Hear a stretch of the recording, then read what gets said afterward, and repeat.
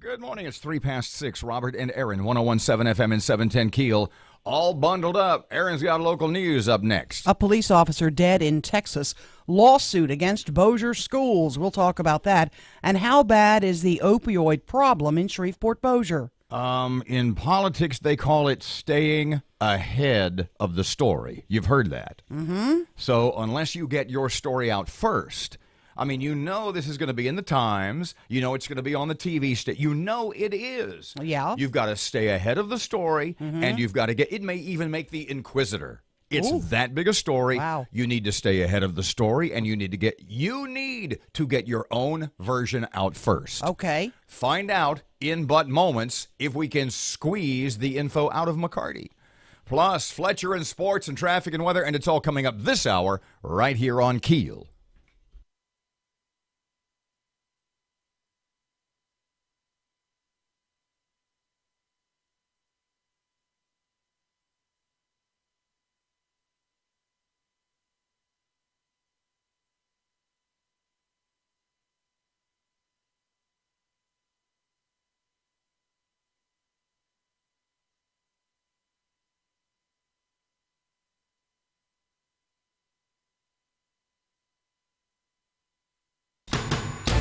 The power of information.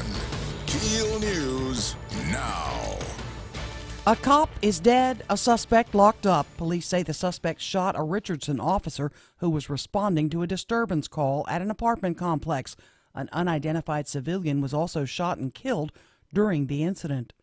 Bossier schools again facing accusations of violating the First Amendment.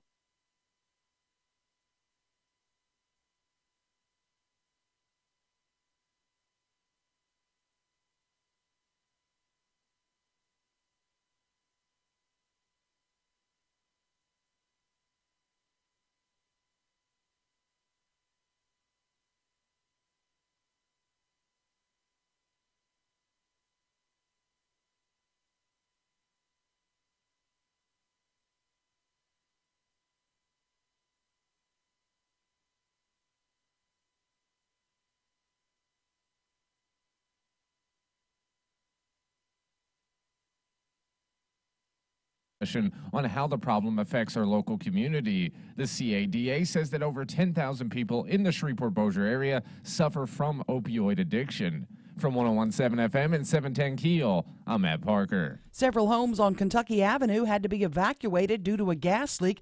CenterPoint Energy says the leak was caused by a private contractor who compromised a 2-inch natural gas pipeline. Body found in an alleyway. Police in Shreveport investigating the discovery of a man's body in an alley behind the Sunlight Baptist Church on Arlington. At this time, police say the death appears to be of natural causes.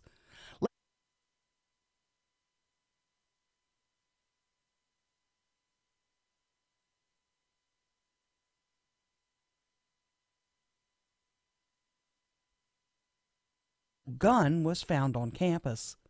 Bossier Parish and Bossier City want to help build an entrance to Barksdale Air Force Base.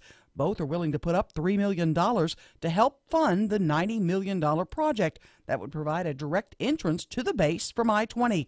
Parish officials say the goal is to have that project complete by next year. A TOPS task force passing along its recommendations for saving the scholarship program.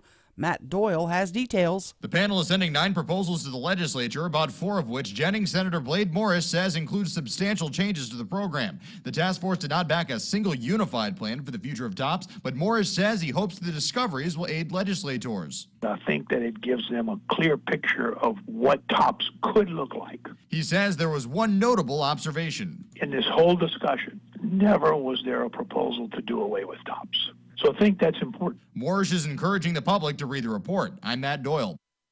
The feud over the origin of Mardi Gras still raging. Alabama claims the first Mardi Gras celebration was held in Mobile in 1703. But Lieutenant Governor Billy Nungesser telling Keel News Mardi Gras actually began in Louisiana in 1699. And if you look way back into the history, that's our claim to fame. I was president of Plaquemines Parish, and we always said the first celebration was right there on the banks of the Mississippi River, so they can keep claiming it and put up all the billboards they want. But Louisiana owns Mardi Gras. The Kroger on Ellerby Road in Shreveport makes a massive donation to the Food Bank of Northwest Louisiana, more than $17,000 in canned food and dry goods. Lots of concern about the possible move of Diamond Jacks to Tangipahoa Parish. Bossier Senator Ryan Gaddy says there are many hurdles ahead, including a vote of the people in that parish.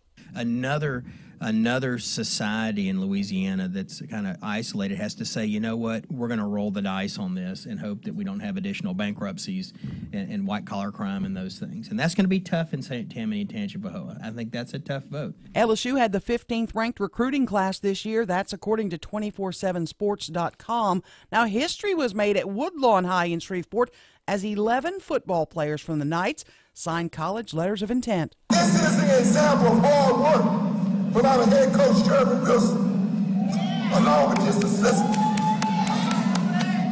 This will be a memory of a lifetime, one that will never be forgotten. That's Michael Giles, a coach at Woodlawn. He adds that this has never happened before at Caddo Parish School. So many athletes from the same team making it to a college roster. I'm Erin McCarty on 101.7 FM and 710 KEEL.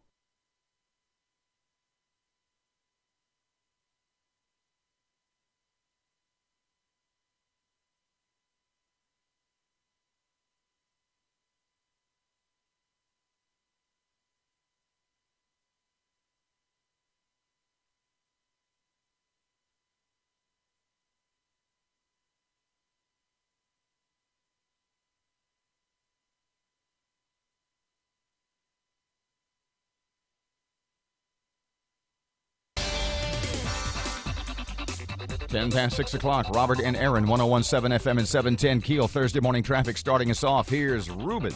It is once again the best time of day to get from A to B because everything is all clear for your early morning drive to work or school. But look out later on this morning for some traffic delays on Uri Drive and Southfield Road. If you have anything to report to us, please give us a call at our Planet Fitness traffic hotline. That's 687-ROAD. Your AccuWeather.com forecast, a good deal of sunshine for today with a high near 60. We'll have a partly cloudy sky this evening, then increasing clouds overnight, a low down to 39, and a couple of showers by tomorrow afternoon, high 64. With your AccuWeather.com forecast, I'm meteorologist Brian Thompson.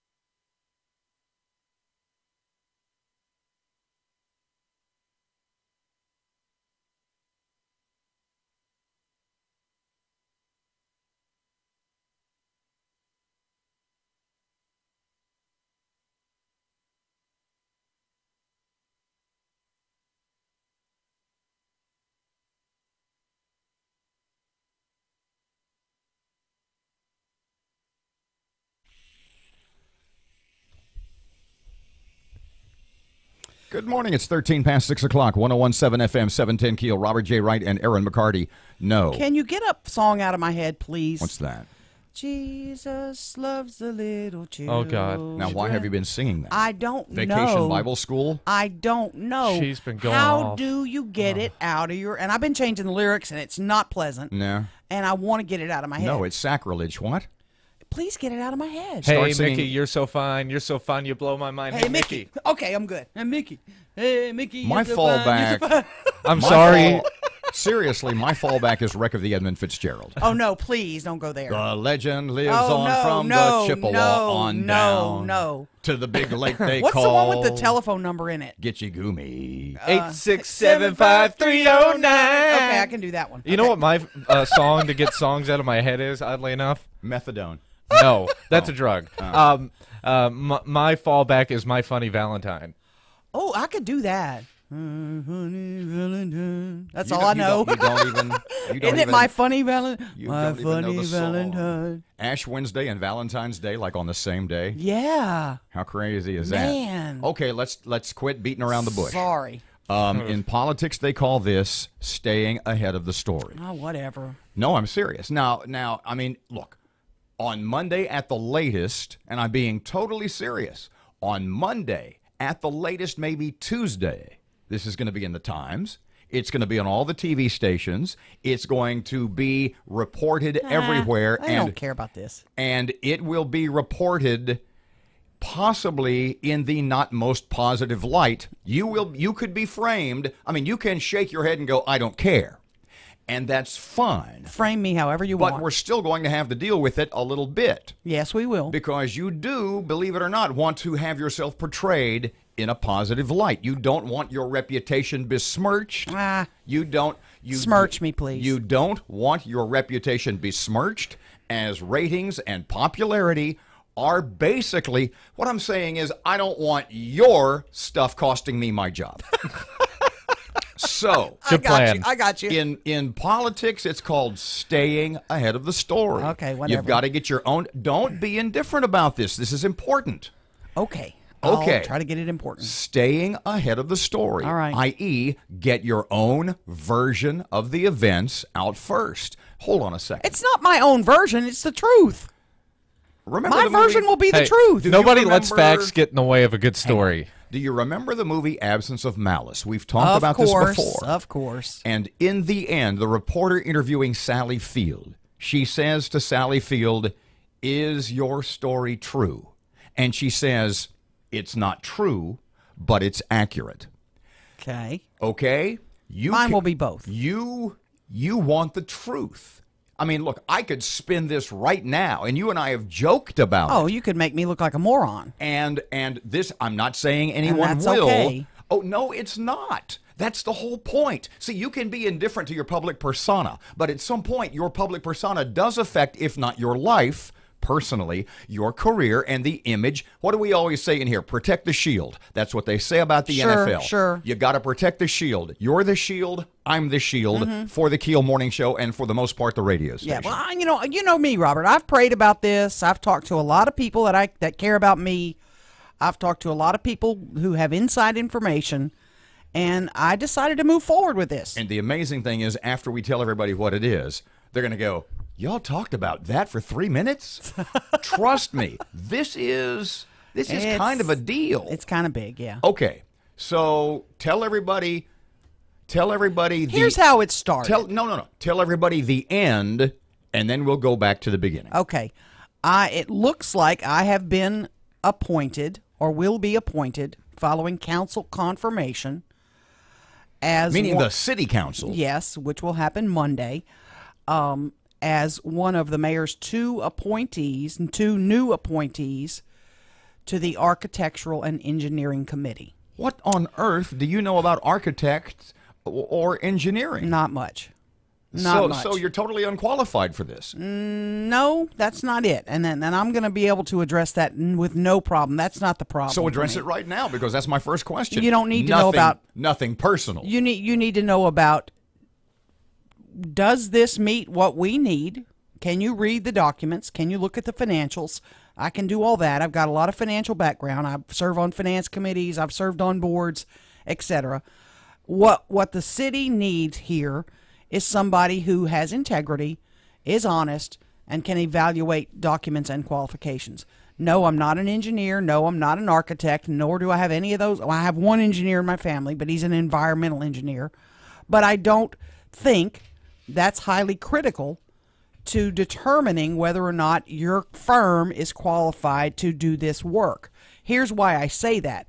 Because if you put somebody who has an architect or engineering background on this committee, guess what? They know all kinds of people. They may owe all kinds of people favors. They have a lot of inside info, and that may sway how they act on this committee. How this all started was after the mayor was in our studio last week, whatever day it was.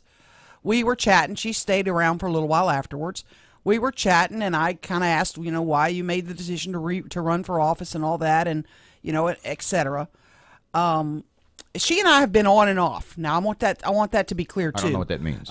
She gets angry at me for things and that I say on the radio, and she gets upset, and we may not talk for a few days. And she was very honest with that. She and I met yesterday. She said, "I don't agree with a lot of some of the things you say, but I know you'll always be fair." So anyway, put that aside. She's sitting next to me, and I looked at her and I said, "Can I give you some advice?" And this was off the air. And I said, "You got to fix that A&E committee. It does not pass the smell test. It's not crooked under your administration. I don't think that's the perception.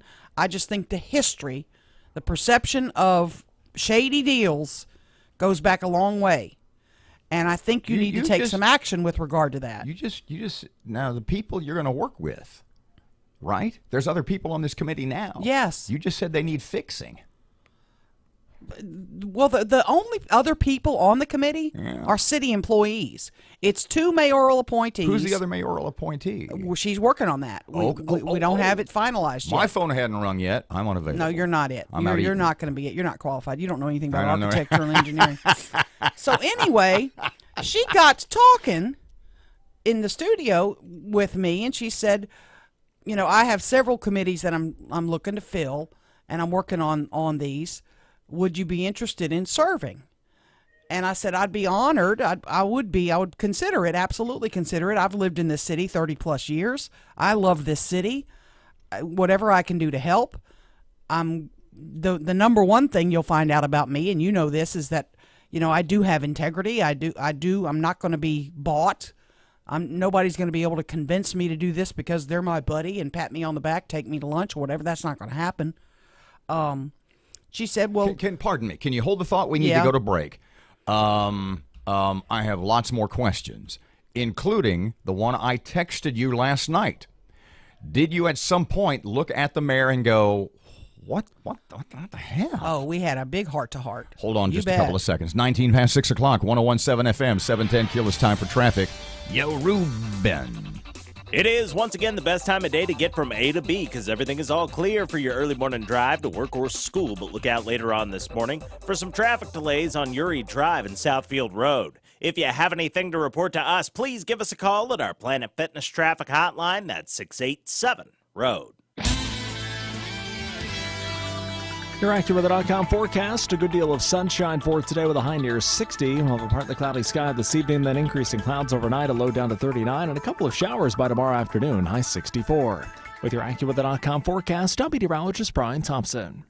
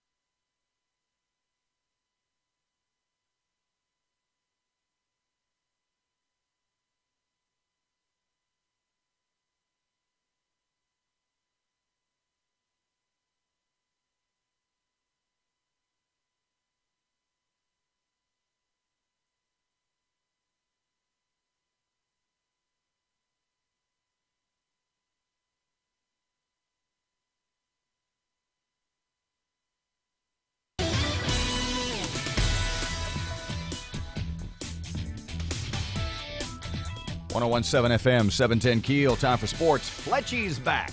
Good morning from the sports desk of 1130 The Tiger. This is Tim Fletcher. Florida snapped a 3-game SEC losing streak with a 73-64 win over LSU Wednesday night in Gainesville. Freshman Tremont Waters 3 with just under 4 minutes to play cut Florida's lead to 68-64, but LSU wouldn't score the rest of the way, missing their final 9 shots. Waters, who finished 3 of 15 from the field, missed 5 threes and a layup over that final deciding stretch. Brendan Sampson led LSU with 17 points. Northwestern State nearly snapped their Southland Conference losing skid last night in Prather Coliseum, but Lamar guard Joey Frenchwood made a steal with 10 seconds to play and hit 2 free throws with 2.7 seconds remaining to seal the visiting Cardinals' 79-75 win. NSU falls to 3-20 overall, 0-12 in the Southland. National Signing Day brought some hits and misses for LSU.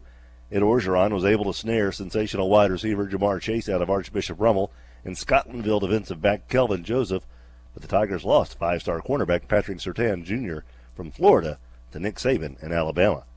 Northwestern State signed Houghton's Levante Gibson, Airlines Kobe McGee, Woodlawn's Jordan Hester, St. Mary's quarterback Aaron Howell, and Manny's Tobias Williams. Defending SWAC champion Grambling inked Northwestern's TJ Hawthorne. Louisiana Tech didn't sign anyone from the area yesterday, but head coach Skip Holtz believes this is his best recruiting class. From the sports desk of 1130 The Tiger, this is Tim Fletcher.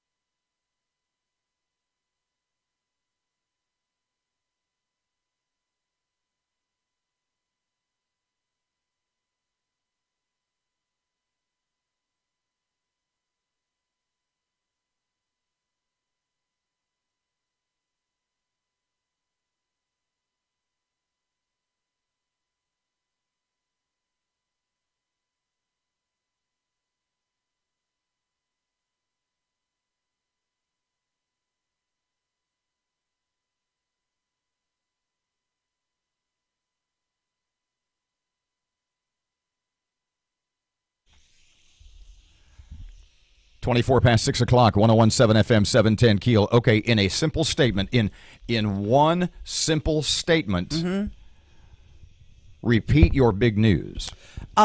It looks like I'm going to be one of the mayoral appointments on the A&E committee. How can you do that? How can you do that and do this job? Isn't that a conflict of interest? Isn't that some sort of I'm just playing the fly in the ointment here?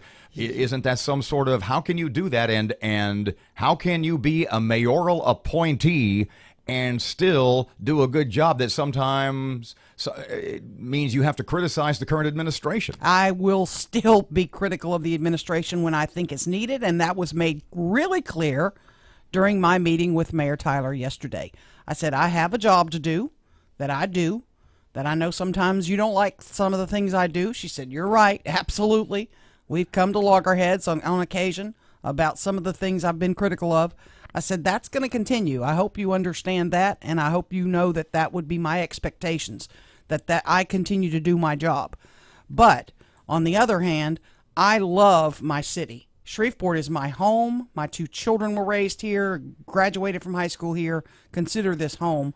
And if there's anything that I can do to help my community, I want to help. So once again, I'll do an honorable job. Back to the original question: Architectural and Engineering Committee for the City of Shreveport. Yep. You have a journalism degree. Yep. What on earth qualifies you to do this job?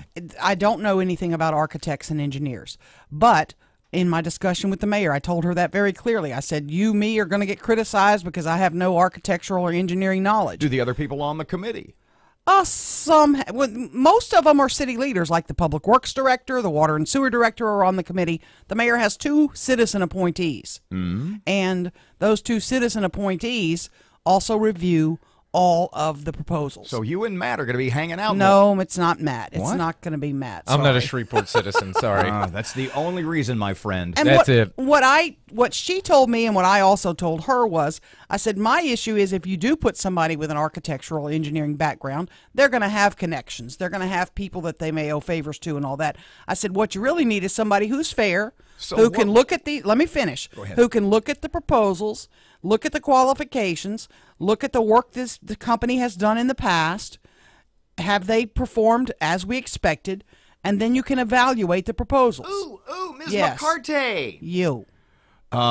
Just as an aside, is this Architectural and Engineering Committee on which you, let me see if I understand this before I get back to my original question. So Monday being the mayor's nominee, on Monday you go to the city council, their work session, open to the public. You bet. Are you questioned? Will you be questioned by? She said you might be. You might. In fact, why don't you be Stephanie Lynch?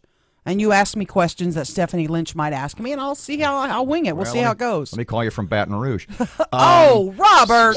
So my question. Dang. Hey, I'm not a nominee. So my question would be this: does the Architectural and Engineering Committee, do they have any oversight as of right now? Do they have any oversight over Planet Aqua and Cyport?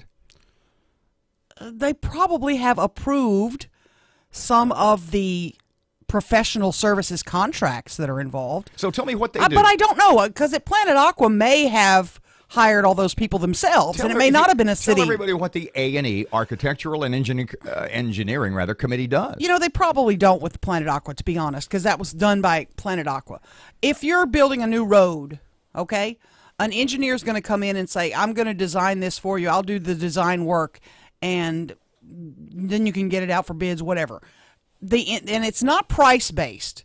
It's not where I'm going to bid $1,000, Matt's going to bid $1,200, so you're going to get the job because you're it's not price-based. They're all professional fees that are in the statutes. Whether it's Louisiana law, here's the professional fees we pay.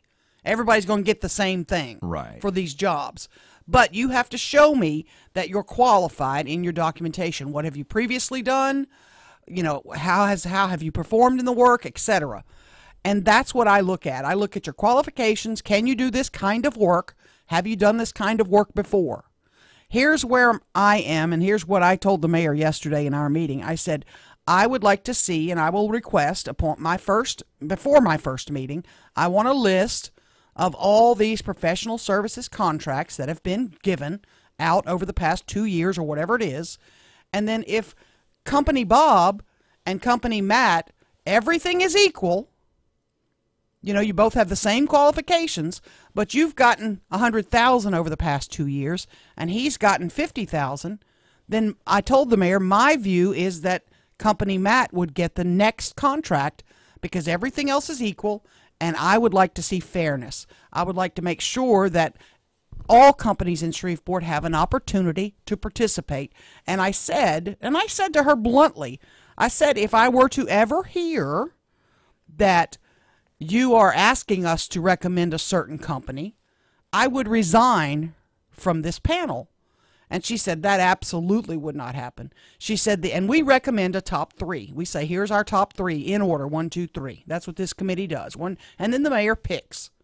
She told me yesterday there's only one time she's ever deviated from the top 1 on the list, and that was because the top 1 was an out-of-state company, and the second one was a Shreveport company, and everything else was equal. Are there people in this? Oh, they're going to scream and holler. You know what? Are there people in this town that are going to write about you, and you know who I mean? I don't care. And what I said was, I told her, I will take no lunches. I will take no gifts. I'll have no conversations with engineers and architects. So don't call me now.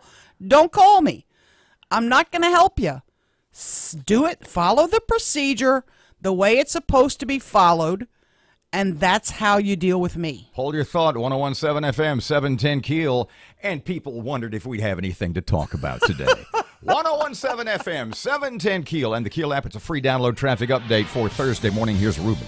It is, once again, the best time of day to get from A to B because everything is all clear for your early morning drive to work or school. But look out later on this morning for some traffic delays on Uri Drive and Southfield Road. If you have anything to report to us, please give us a call at our Planet Fitness traffic hotline. That's 687-ROAD.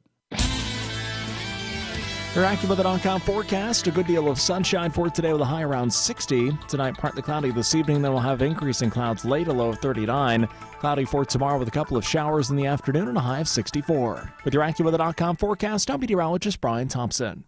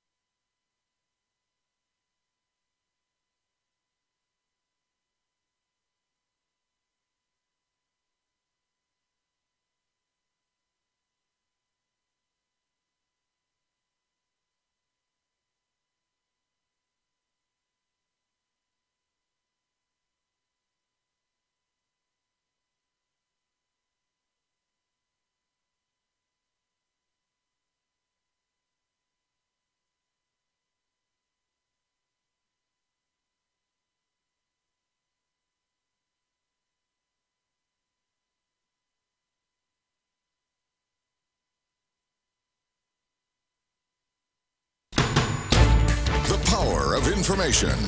KEEL News now.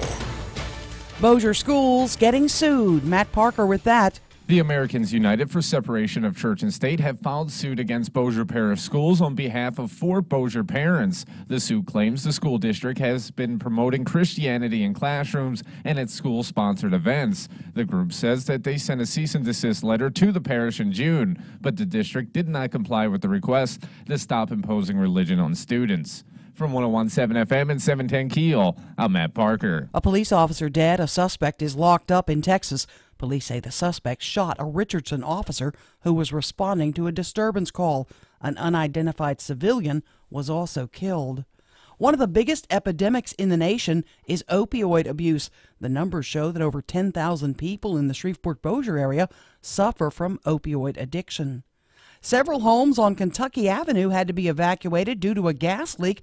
According to CenterPoint Energy, the leak was caused by a private contractor. A body found in an alleyway. Police investigating the discovery of a man's body in the alley behind the Sunlight Baptist Church on Arlington in Shreveport. At this time, the death appears to be of natural causes. The move of Diamond Jacks to South Louisiana. Lots of folks are talking about it. We asked Senator Ryan Gaddy what would happen with the local property if the casino did move. I think it's going to be a Wyndham type, a Holiday Inn, a Sheraton, because we do need more hotel rooms in our area. And we don't want that to be blighted property on the river. But he did say it's a long way from that. There would have to be a vote in Tangipahoa Parish first and legislative action as well. Bossier Parish and Bossier City want to help build an entrance to Barksdale. Both are willing to put up $3 million to help fund the $90 million project that would provide a direct entrance to the base from I-20. Lots of concern around the state about nasty weather for this weekend, a huge Mardi Gras weekend across our state. After a few hurricanes, I think people out in the street having a good time. Hopefully they'll get enough breaks in the rain to be able to enjoy it. But I don't think it hurts us in promoting and selling it. So we hope everybody gets out and has a good time all over Louisiana. Lieutenant Governor Billy Nungesser. Speaking of Mardi Gras, a biologist working to develop biodegradable beads in a push to stop the environmental damage that happens after millions of pounds of beads end up in landfills every year. Professor Nohiro Kato says the biodegradable beads are just like the regular beads. Its size and the weight look exactly the same. The beads would disintegrate over time if put in soil. LSU had the 15th ranked recruiting class this year. That's according to 247sports.com. Their worst performance since Les Miles took over the team back in 2005. Adding to the pain was the last-second decision from top cornerback Patrick Surtain to flip from the Bayou Bengals to Alabama because, as he put it, they win championships. LSU coach Ed Orgeron says he didn't see that one coming. And all indications the whole time that he was coming here. And the night before, you get a call that he's not. So obviously, you got to change your plans. But you know what? That's recruiting. We happy with the guys that we got, and we want guys to want to be at LSU. On Capitol Hill, the Democratic leader of the House, Nancy Pelosi, used a record-breaking speech of 8 hours to push for legislation protecting immigrants in the country illegally since they were children. Police had a tense standoff that ended in laughter.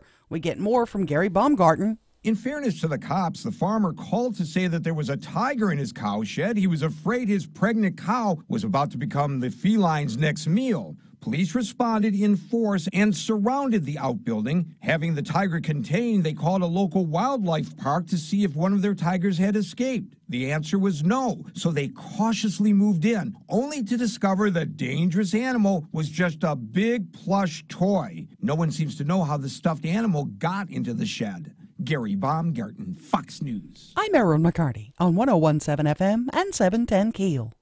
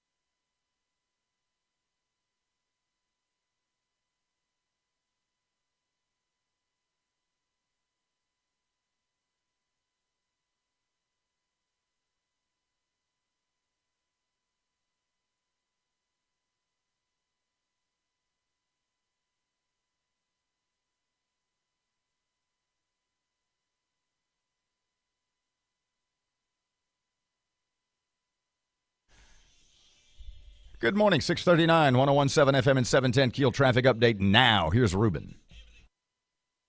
Smooth for your early morning drive to work or school, but look out later on this morning for some traffic delays on I-220 westbound near North Market due to construction.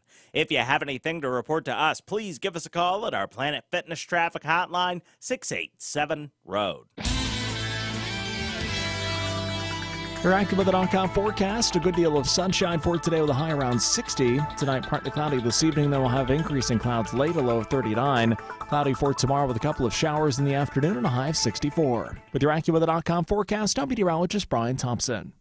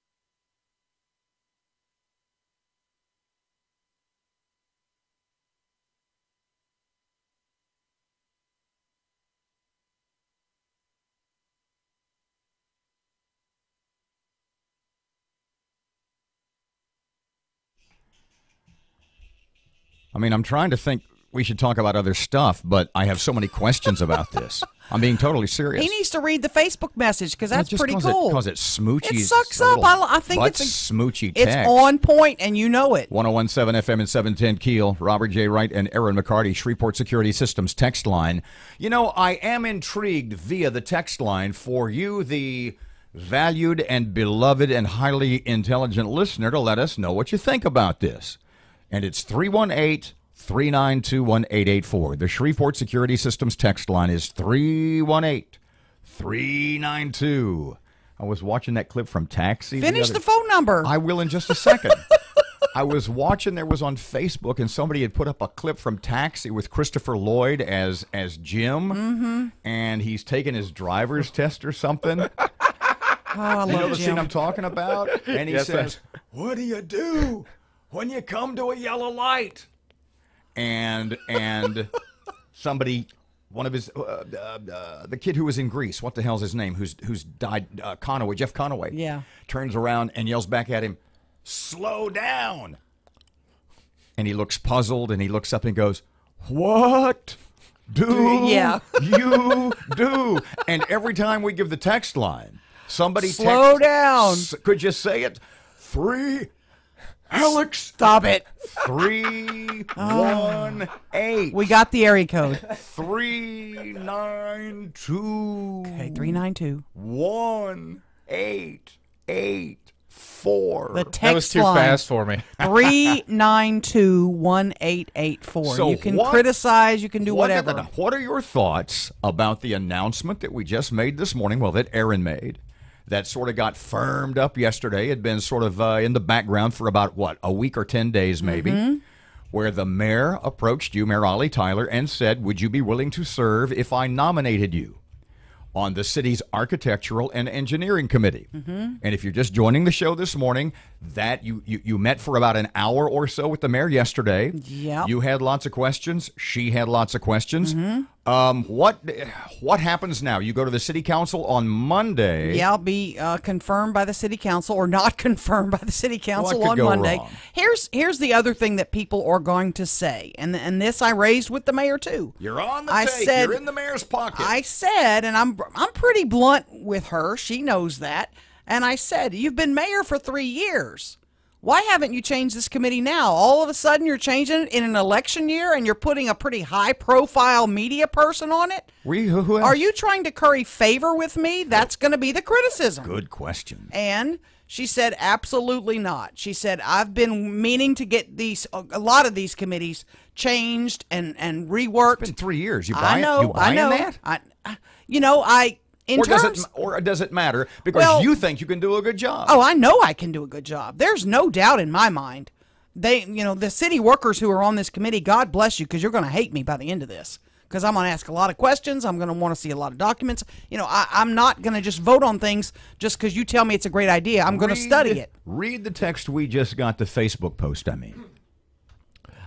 Someone sent us, I think Erin on the A&E committee may be the smartest thing the mayor has ever done. I think Erin will do a great job and blow the whistle on any inappropriate goings-on. Now, is she trying to curry favor with me? That was my biggest concern. I talked to a lot of people about that who also said, you do need to keep that in mind. But I looked at her dead in the face and I said, if you think putting me on this committee will in any way influence how I will treat you during this election, I hope you understand this will not. And she said, I absolutely know you'll speak your mind. I got to tell you, of all the impressions I have of Ms. Tyler, that sort of manipulative, I just don't see her as that person. No, it's not her. That's not her. And if you want to criticize us for that, me or her, we can both take that. I don't care. Is she going to get favorable coverage in the mayoral race because she appointed me to this committee? Heck, I don't make no money out of this, folks. I'm not making no money. I'm having to interrupt my naps and go to a damn meeting. So before and I'm going to kind of stand up for you here. It is not as though this level of community involvement on your part this is just not something out of the blue. Your bona fides as a community-involved person are not unimpressive. Would you run down? Oh. You had to put together a resume for this. Yeah, I haven't done a resume in 30 years. Isn't that crazy? I mean, I know about your years with the YWCA, etc. I spent 10 years on the board at Cabosa. People that know me from Cabosa, I still run into those folks. I spent many years there. I'm a financial nut. I go through the budgets. People will tell you, God, we got to meet with McCarty on the budget again. Oh, dear God. Because I go through them line by line. I want to know who's buying paper clips and why. I'm very obsessive about it. YWCA. YWCA. I've served on their board for a long time. I'm now on their finance committee. I'm no longer on the board, but I'm on the finance committee. I also serve on the board of Loving Solutions. I've just been elected to the board of the Captain Shreve Neighborhood Association. A meteoric, let me point out before we go to break, This is a meteoric political rise not seen since John F. Kennedy or Barack Obama. Hush. This is unbelievable. Yeah, hush. Erin McBama. Yeah, Erin McBama. Let's go to break. We've got lots to talk about this morning, including James Fleury, Councilman James Fleury, who has been critical of the Architectural and Engineering Committee. And I want to catch up with him this morning. I want him in studio just to hear you guys talking about what he thinks are the shortcomings, if any, and what you, in fact, might bring to that job. Dr. Sean Wilson is in town today. We're going to catch up with him, I hope, at about 7:10. Yeah, I want to talk about that. I'm not going to say because there's a big meeting tonight. The Allendale Strong Group, they oppose that inner city connector, and they're getting vocal. There's a lot of blowback from his interview with us last week where he said because of potential state budget cuts that the inner city connector of I-49 may never be built. Could be in jeopardy. I got news for you. They're not going to break ground for that till 2030. So I mean, is that sort of an idle threat? I mean, are you just? There's lots of things to talk about. 649, 101.7 FM, 710 KEEL traffic and weather update coming up right now. Then your money now. Everything's still running nice and smooth for your early morning drive to work or school, but look out later on this morning for some traffic delays on I-220 westbound near North Market due to construction. If you have anything to report to us, please give us a call at our Planet Fitness Traffic Hotline, 687-ROAD. Said to Matt, what's the high today? He said somewhere between 38 and 68. Actually increasing sunshine today, AccuWeather forecast. The high today may be as high as 60. Right now, 31 at KEEL.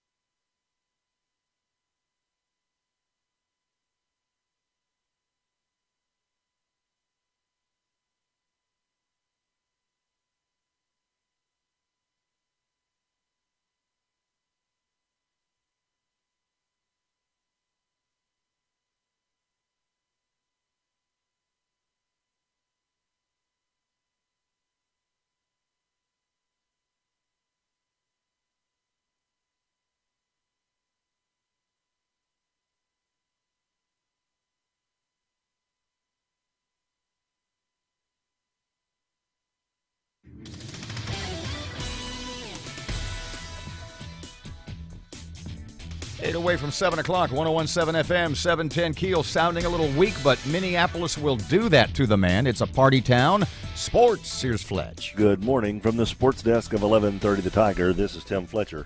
Florida snapped a three-game SEC losing streak with a 73-64 win over LSU Wednesday night in Gainesville. Freshman Tremont Waters, 3 with just under 4 minutes to play, cut Florida's lead to 68-64, but LSU wouldn't score the rest of the way, missing their final 9 shots. Waters, who finished 3 of 15 from the field, missed 5 threes and a layup over that final deciding stretch. Brendan Sampson led LSU with 17 points. Northwestern State nearly snapped their Southland Conference losing skid last night in Prather Coliseum, but Lamar guard Joey Frenchwood made a steal with 10 seconds to play and hit 2 free throws with 2.7 seconds remaining to seal the visiting Cardinals' 79-75 win. NSU falls to 3-20 overall, 0-12 in the Southland. National Signing Day brought some hits and misses for LSU. Ed Orgeron was able to snare sensational wide receiver Jamar Chase out of Archbishop Rummel and Scotlandville defensive back Kelvin Joseph, but the Tigers lost 5-star cornerback Patrick Surtain Jr. from Florida to Nick Saban in Alabama. Northwestern State signed Houghton's Levante Gibson, Airlines Kobe McGee, Woodlawn's Jordan Hester, St. Mary's quarterback Aaron Howell, and Manny's Tobias Williams. Defending SWAC champion Grambling inked Northwestern's T.J. Hawthorne. Louisiana Tech didn't sign anyone from the area yesterday, but head coach Skip Holtz believes this is his best recruiting class. From the sports desk of 1130 The Tiger, this is Tim Fletcher.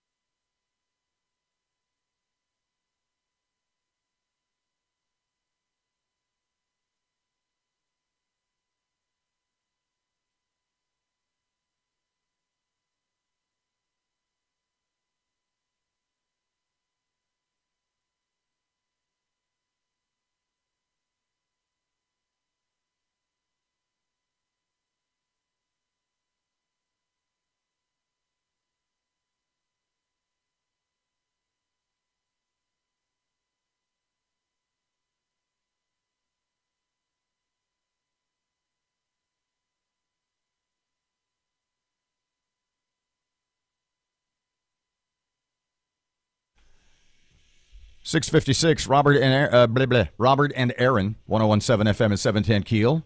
Shreveport Security Systems text line 318-392-1884. I mentioned that because the y'all are idiots text, I'm not exactly sure what that's reference to. Matt, stop texting. Hey, I wouldn't text it. I just say it. A second ago, you just said, it's starting. What does that mean? Yeah, one says keep your friends close, keep your enemies closer. Yeah, settle down there, Mrs. Corleone. Yeah, whatever. Good Lord. Dr. Sean Wilson, DOTD boss, joins us in studio just after 7 o'clock. Some interesting questions sort of lapping up on the shores of our text line. Of course, we're going to talk Jimmy Davis Bridge, the Intercity Connector, the Barksdale connection. That's the news. Yeah, I'm intrigued by that one. Lots to talk about. 1017 FM, 710 Keel, 656. Here's Rush. Even more evidence here, folks. The liberals are worried about a backlash to this Me Too movement. On Tuesday, the COO at Facebook, Sheryl Sandberg, criticized the Pence rule. She wants it amended to make it more fair. Now, the Pence rule made headlines last year after Vice President Pence told the Washington Post he does not eat alone with women other than his wife. He doesn't go to events where alcohol is served unless his wife is there. It's common practice among evangelicals, but it infuriated the drive-by media. Well, a few days ago, the Washington Post revisited the Pence rule, and they reported that in the Me Too era, businesses are beginning to adopt it. They're limiting mixed-gender travel, and male employees are canceling one-on-one meetings with female colleagues. Even friendly hugs are taboo. Miss Sandberg is not pleased. She says that men avoiding these interactions represents a big setback for the babes. You don't want to have dinner alone with a female colleague? Fine, she says, but you better make access equal. No dinners alone with anyone, breakfast or lunch for all. Or group dinners only, nothing one-on-one, she says. Whatever you choose, treat women and men equally. Miss Sandberg, if you want to implement the Sandberg rule at Facebook, then do it. But the Pence rule is what it is, and you don't get to change it. How's that for fairness? You live the way you want to and leave the rest of us alone. 1017 FM and 710 Keel with Robert J. Wright and Erin McCarty. Back to my John Milton Paradise Lost. Democrats would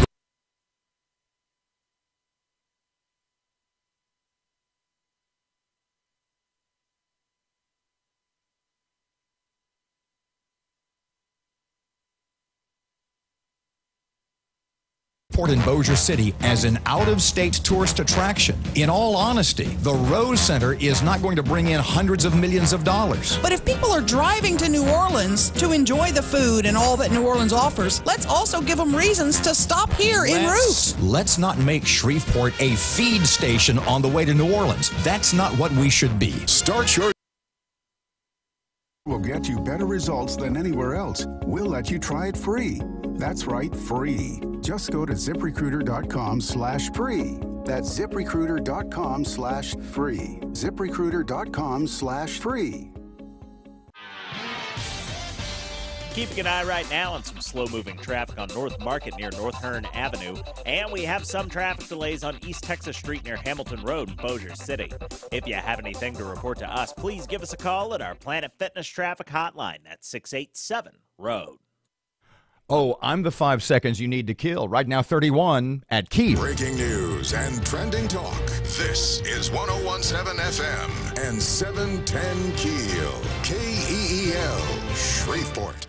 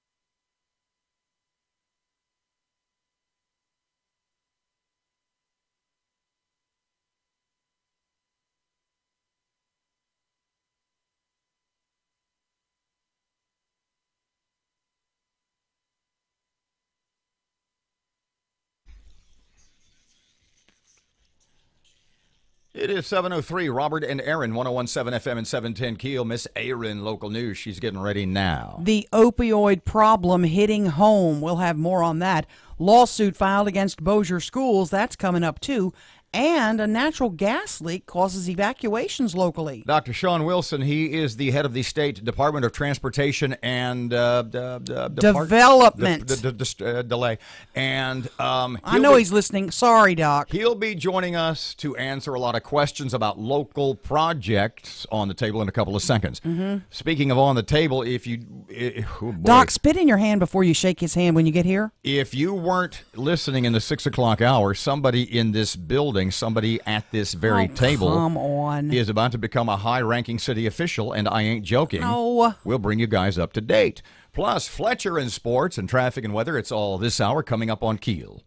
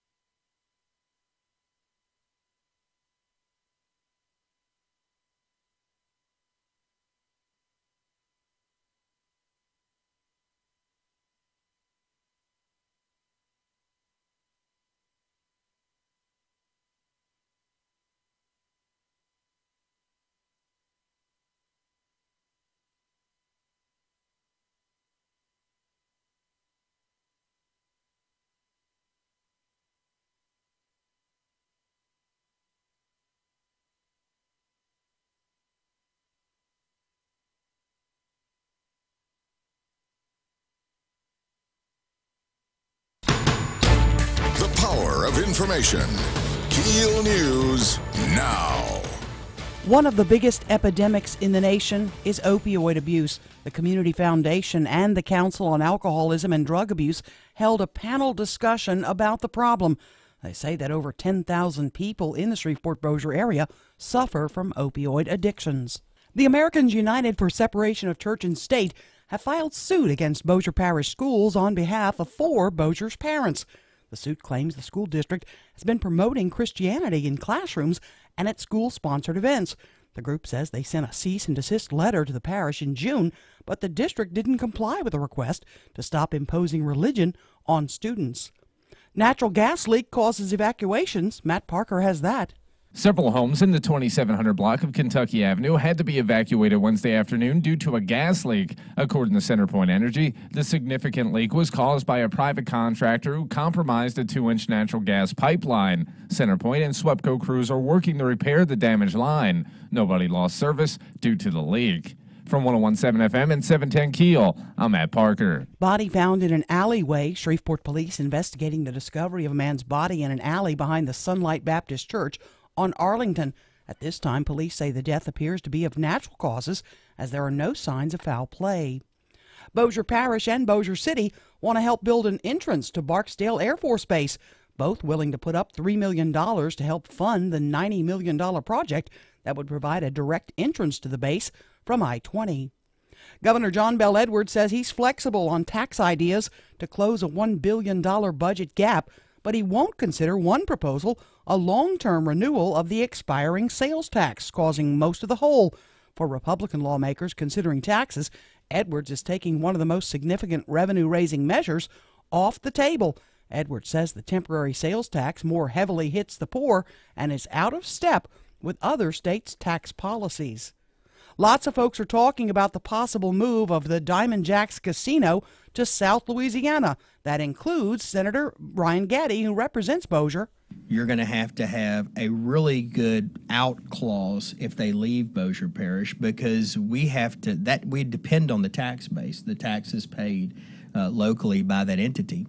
And I will ask them to make sure they have a buyer before they leave, if that is what happens. Gaddy says there are several hurdles to get to before this would ever happen.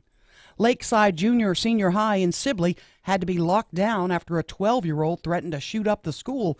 According to Webster Parish Sheriff Gary Sexton, the student went up to a teacher and said they were going to pull a gun and start shooting people. After the lockdown and investigation, no gun was found on campus. Our state has a new branding message for visitors. Louisiana, feed your soul. When you feed your soul in Louisiana, you can do it with fishing, you can do it with museums, you can do it with food, music, just like a gumbo. You can mix it all up and do it all in all parts of Louisiana. Lieutenant Governor Billy Nungesser. Once every few years, holidays important to Louisianians fall in the same week. This year, Mardi Gras is on Tuesday, Valentine's the next day. Now, it may prove to be interesting for restaurants to get couples to eat out on the second most popular holiday. Erica Burns with the Louisiana Restaurant Association says some eateries are getting creative with their options. They're extending it through the weekend in some cases, or in other cases, they're actually offering Valentine's Day deals the weekend prior to Mardi Gras. Burns says if you're considering taking your sweetheart out for dinner on Wednesday, it's best to make sure you already have a reservation. I'm Erin McCarty on 101.7 FM and 710 KEEL.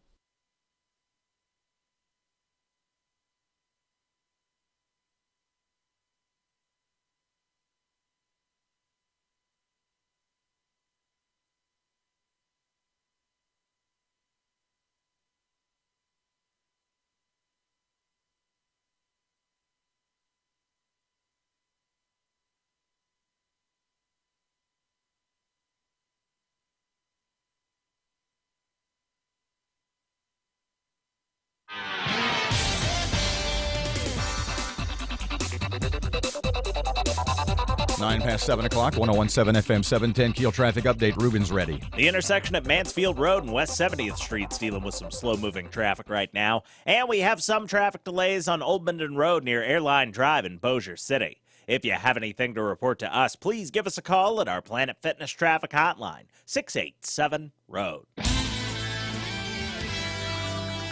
You're active with an .com forecast. A good deal of sunshine for today with a high around 60. Tonight, partly cloudy this evening. Then we'll have increasing clouds late, a low of 39.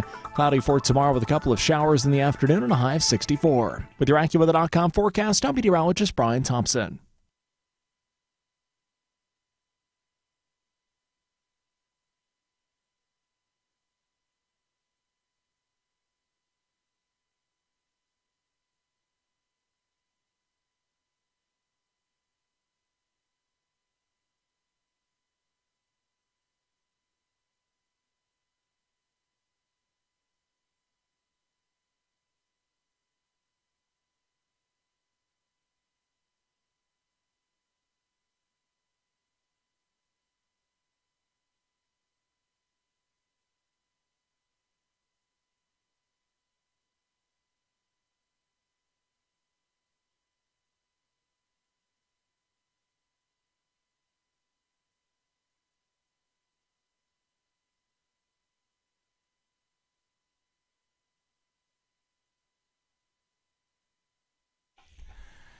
Good morning. It's 11 past 7 o'clock. Robert J. Wright, Erin McCarty, 101.7 FM and 710 KEEL.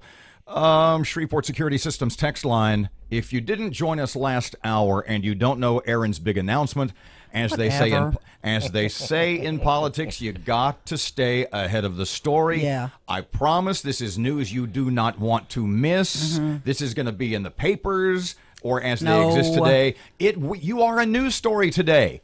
And you will be a news story on Monday when the news comes out. We will talk about this later in the hour. Okay. But right now, the head of the State Department of Transportation and Development. There you go. There you go. He's got it. Dr. Sean Wilson is here. You are in town for a whole bunch of... I just came to see y'all. Pretty important things. Yeah. They are some important things Let's we're doing. start with, we have been circuitously mentioned and links to our interviews and website on a Facebook page called 3,300 Friends of Allendale Strong. They have a big meeting tonight, I believe, and they oppose the Inner City Connector. And that is the purpose of this group, this organization, this You Facebook page. They don't want that. Yeah, well, and they have used your interview with us last week where you said the Inner City Connector may be in jeopardy.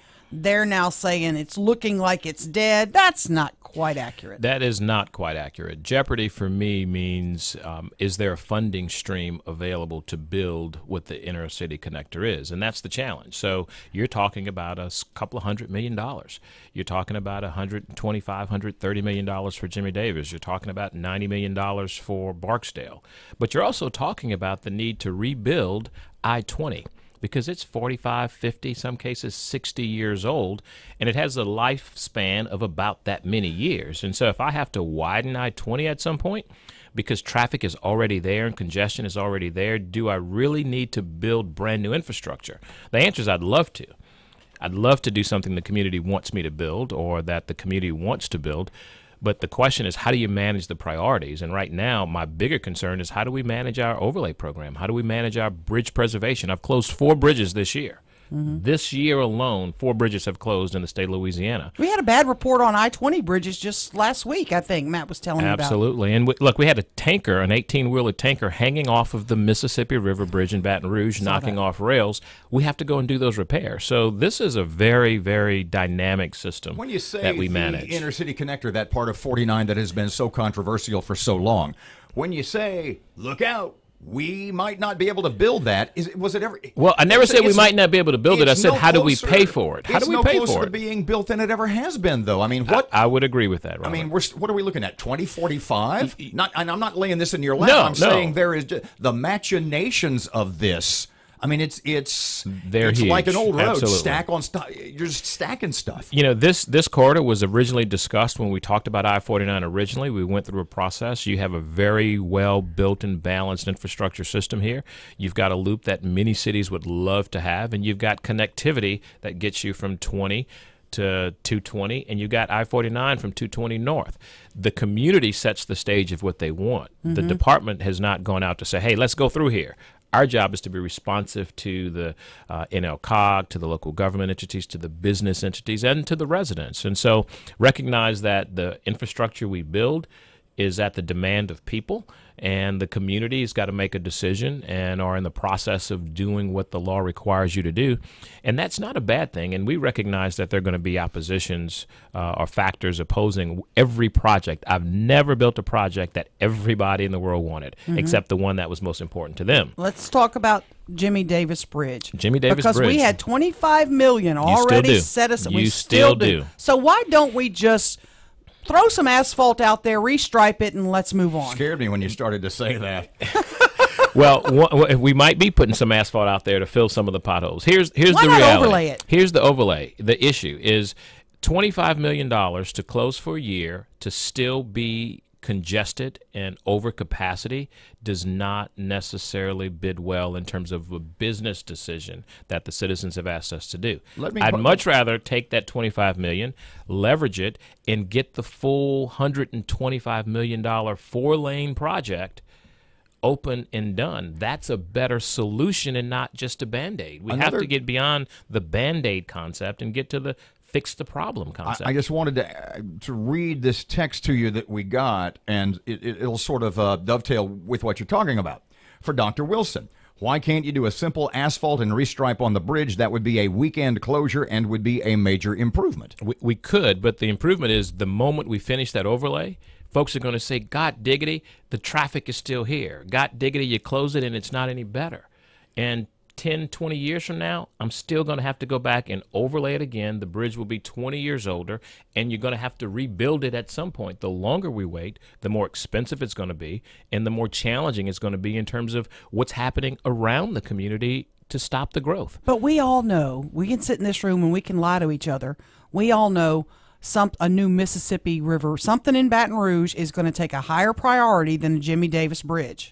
I mean, we can look at each other and go, lawmakers are going to vote for that first. One is $125 million, one is $1 billion. Right. At the end of the day, had we passed the gas tax, and I know how you feel about that, those would have been funded. That's the reality. I don't have enough money today to maintain all of the miles of road that we have in the state of Louisiana because I've got more than that 2.5-mile Jimmy Davis Bridge.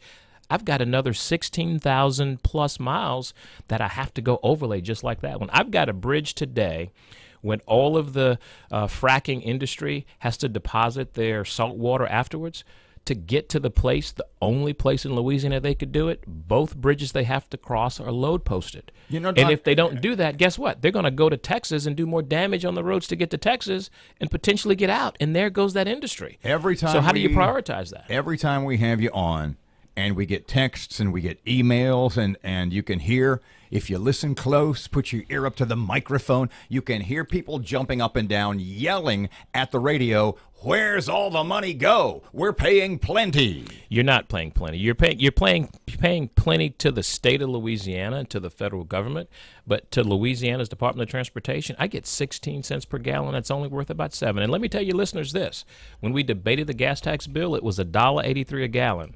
Today, it's $2.43 a gallon. That's 3 times what we were asking you to pay, but you would have gotten $500 million a year of infrastructure.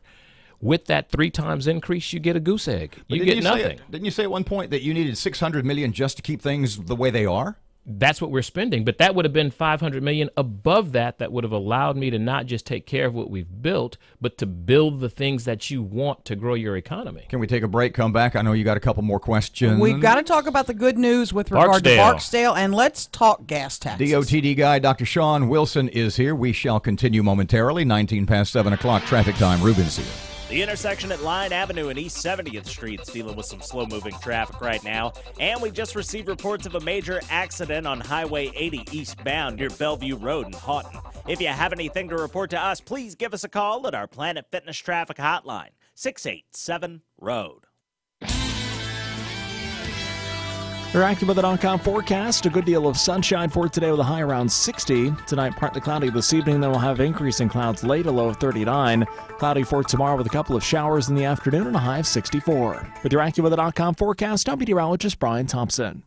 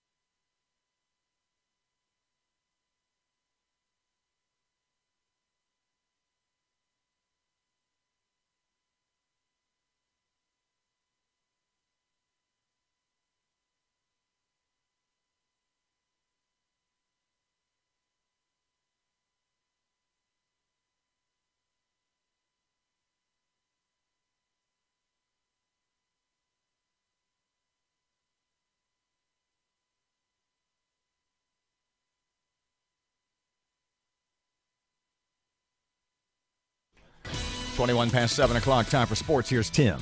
Good morning. 11:30 the Tiger. This is Tim Fletcher. Florida snapped a 3-game SEC losing streak with a 73-64 win over LSU Wednesday night in Gainesville.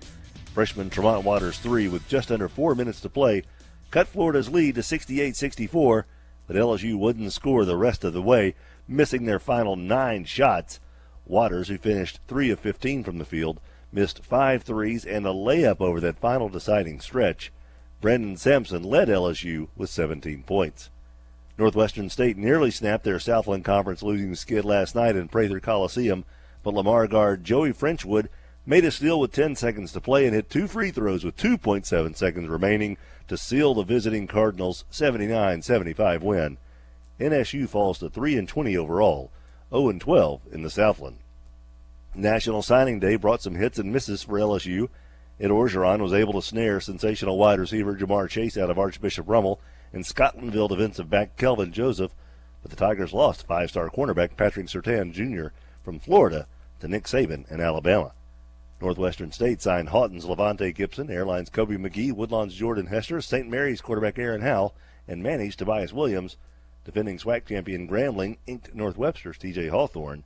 Louisiana Tech didn't sign anyone from the area yesterday, but head coach Skip Holtz believes this is his best recruiting class. From the sports desk of 1130 The Tiger, this is Tim Fletcher.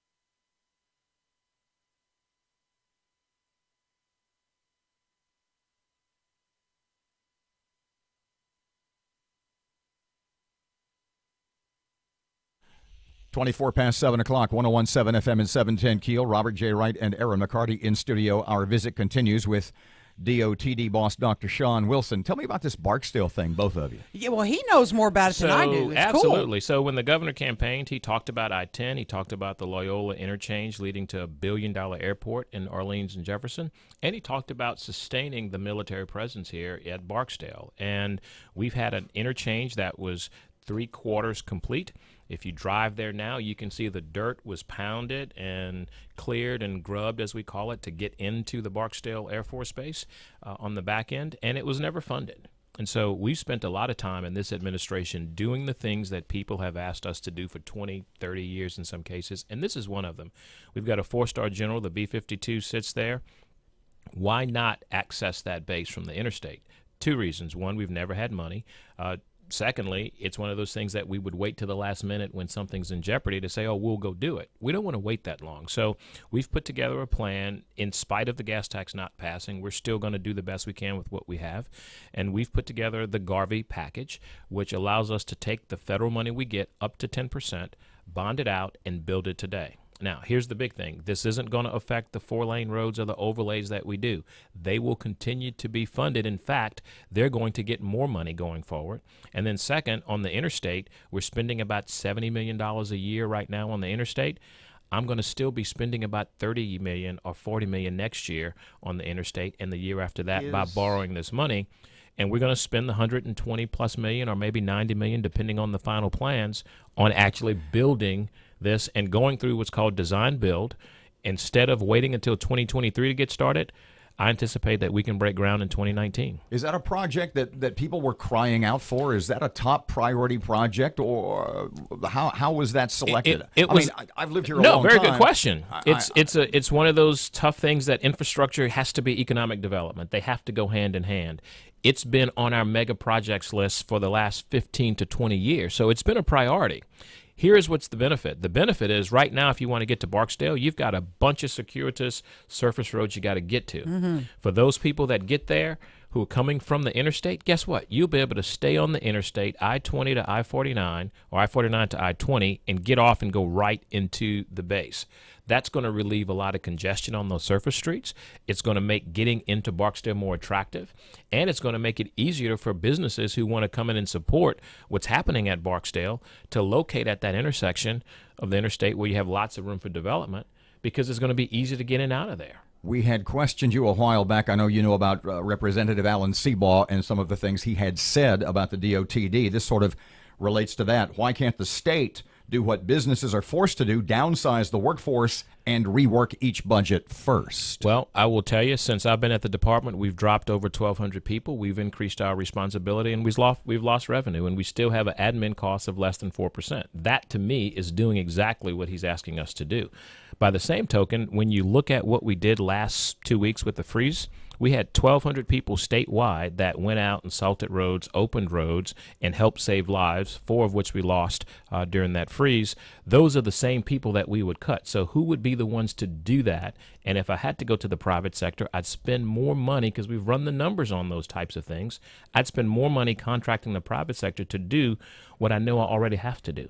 Not to mention the legacy costs of maintaining the retirees that we have to pay for anyway. So it's a tough issue. And we've cut over the last several years, but look what we've got. Are we satisfied with it? Got Maybe a question. not. Got a question from a lawmaker on my phone just a minute ago, wanting to know: is there any option for a sales tax for our roads? Well, you know, initially, the sales tax was something that was debated a long time ago. The legislature needed it to fill a $2 billion deficit. As we spend today, we have a cliff that's coming at the end of this fiscal year when that temporary sales tax rolls off.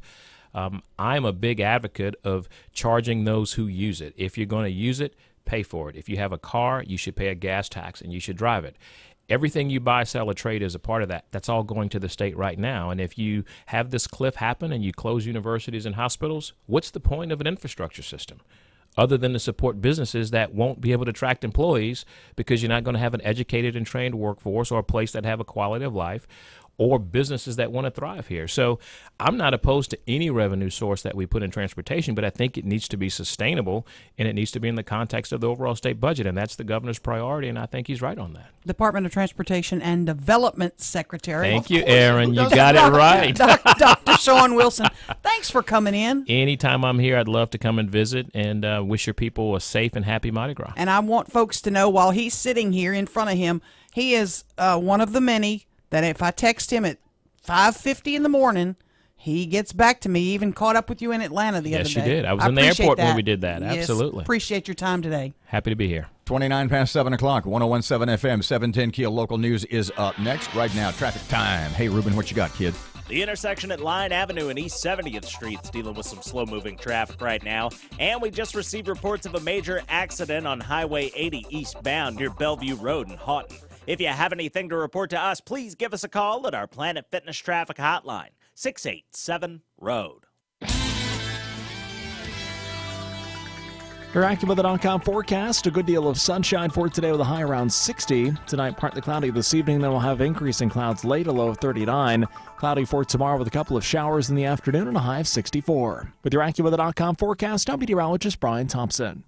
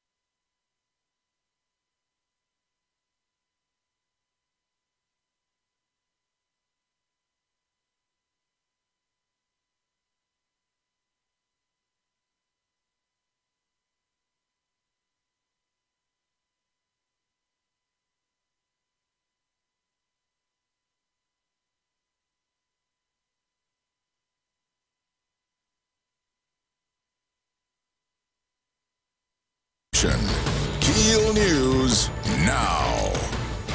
Bossier Schools getting sued. Matt Parker with that. The Americans United for Separation of Church and State have filed suit against Bossier Parish Schools on behalf of 4 Bossier parents. The suit claims the school district has been promoting Christianity in classrooms and at school-sponsored events. The group says that they sent a cease and desist letter to the parish in June, but the district did not comply with the request to stop imposing religion on students. From 1017 FM and 710 KEEL, I'm Matt Parker. A police officer dead. A suspect is locked up in Texas. Police say the suspect shot a Richardson officer who was responding to a disturbance call. An unidentified civilian was also killed. One of the biggest epidemics in the nation is opioid abuse. The numbers show that over 10,000 people in the Shreveport-Bossier area suffer from opioid addiction. Several homes on Kentucky Avenue had to be evacuated due to a gas leak. According to CenterPoint Energy, the leak was caused by a private contractor. A body found in an alleyway. Police investigating the discovery of a man's body in the alley behind the Sunlight Baptist Church on Arlington in Shreveport. At this time, the death appears to be of natural causes. The move of Diamond Jacks to South Louisiana. Lots of folks are talking about it. We asked Senator Ryan Gaddy what would happen with the local property if the casino did move. I think it's going to be a Wyndham type, a Holiday Inn, a Sheraton, because we do need more hotel rooms in our area. And we don't want that to be blighted property on the river. But he did say it's a long way from that. There would have to be a vote in Tangipahoa Parish first and legislative action as well. Bossier Parish and Bossier City want to help build an entrance to Barksdale. Both are willing to put up $3 million to help fund the $90 million project that would provide a direct entrance to the base from I-20. Lots of concern around the state about nasty weather for this weekend, a huge Mardi Gras weekend across our state. After a few hurricanes, I think people out in the street having a good time. Hopefully they'll get enough breaks in the rain to be able to enjoy it. But I don't think it hurts us in promoting and selling it. So we hope everybody gets out and has a good time all over Louisiana. Lieutenant Governor Billy Nungesser. Speaking of Mardi Gras, a biologist working to develop biodegradable beads in a push to stop the environmental damage that happens after millions of pounds of beads end up in landfills every year. Professor Nohiro Kato says the biodegradable beads are just like the regular beads. Its size and weight look exactly the same. The beads would disintegrate over time if put in soil. LSU had the 15th ranked recruiting class this year. That's according to 247sports.com. Their worst performance since Les Miles took over the team back in 2005. Adding to the pain was the last-second decision from top cornerback Patrick Surtain to flip from the Bayou Bengals to Alabama because, as he put it, they win championships. LSU coach Ed Orgeron says he didn't see that one coming. And all indications the whole time that he was coming here. And the night before, you get a call that he's not. So obviously, you got to change your plans. But you know what? That's recruiting. We happy with the guys that we got, and we want guys to want to be at LSU. On Capitol Hill, the Democratic leader of the House, Nancy Pelosi, used a record-breaking speech of 8 hours to push for legislation protecting immigrants in the country illegally since they were children. Police had a tense standoff that ended in laughter. We get more from Gary Baumgarten. In fairness to the cops, the farmer called to say that there was a tiger in his cow shed. He was afraid his pregnant cow was about to become the feline's next meal. Police responded in force and surrounded the outbuilding. Having the tiger contained, they called a local wildlife park to see if one of their tigers had escaped. The answer was no, so they cautiously moved in, only to discover the dangerous animal was just a big plush toy. No one seems to know how the stuffed animal got into the shed. Gary Baumgarten, Fox News. I'm Erin McCarty on 101.7 FM and 710 KEEL.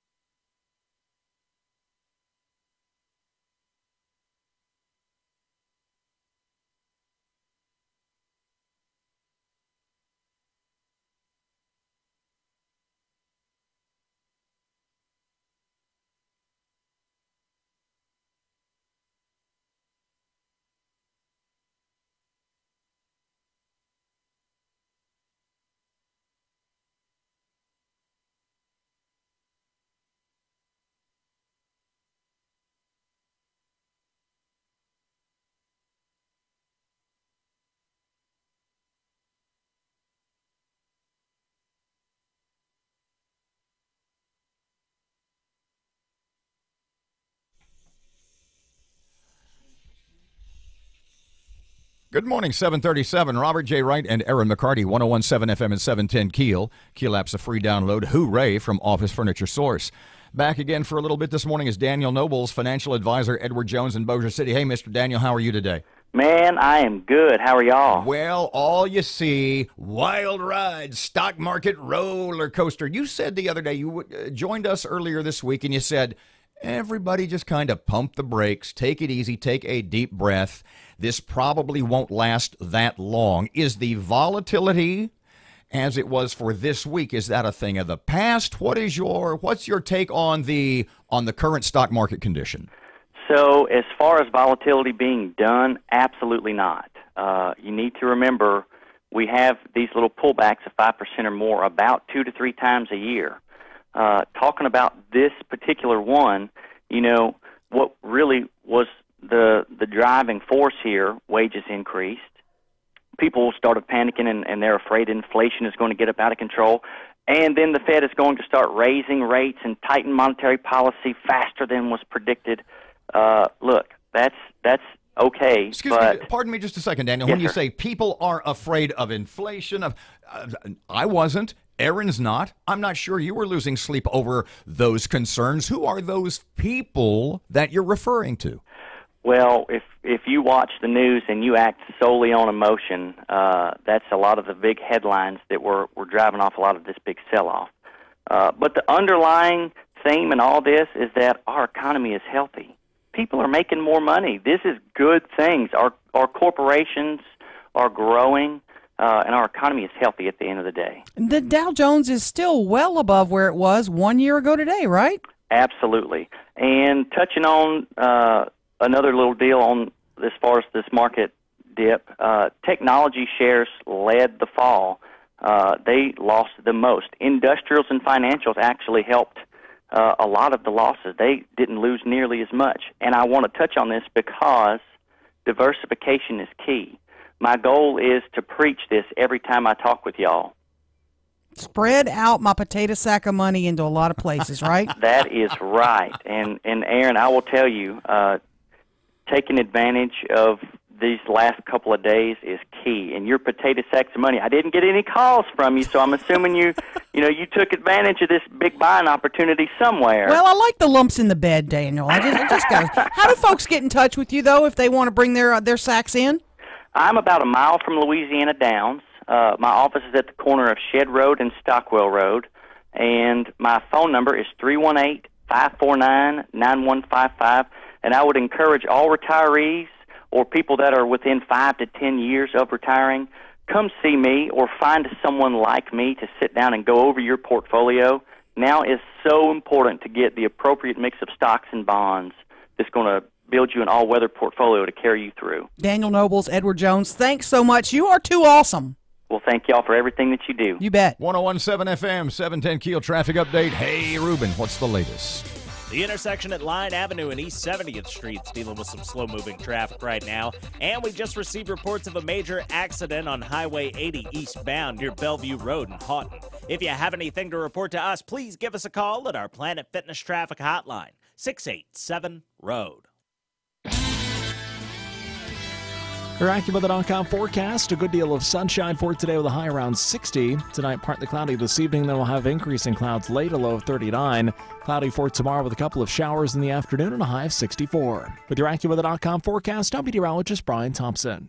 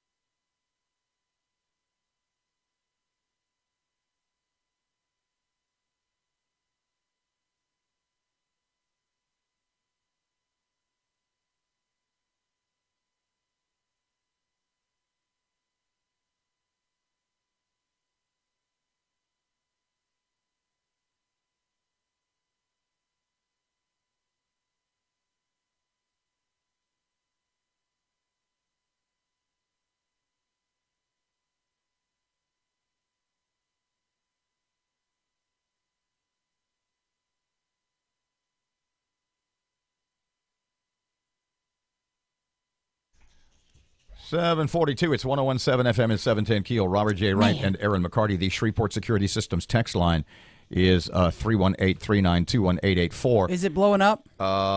It was when Dr. Wilson was here, Okay. and I'm sure when we talk about your news, as we're going to talk again now. I texted Councilman Fleury, just FYI, and he is under the weather. He would love to do it, but he's under the weather. See, there's a lot of people who weren't here in the 6 o'clock hour and don't know why you would text Councilman Fleury, James Fleury.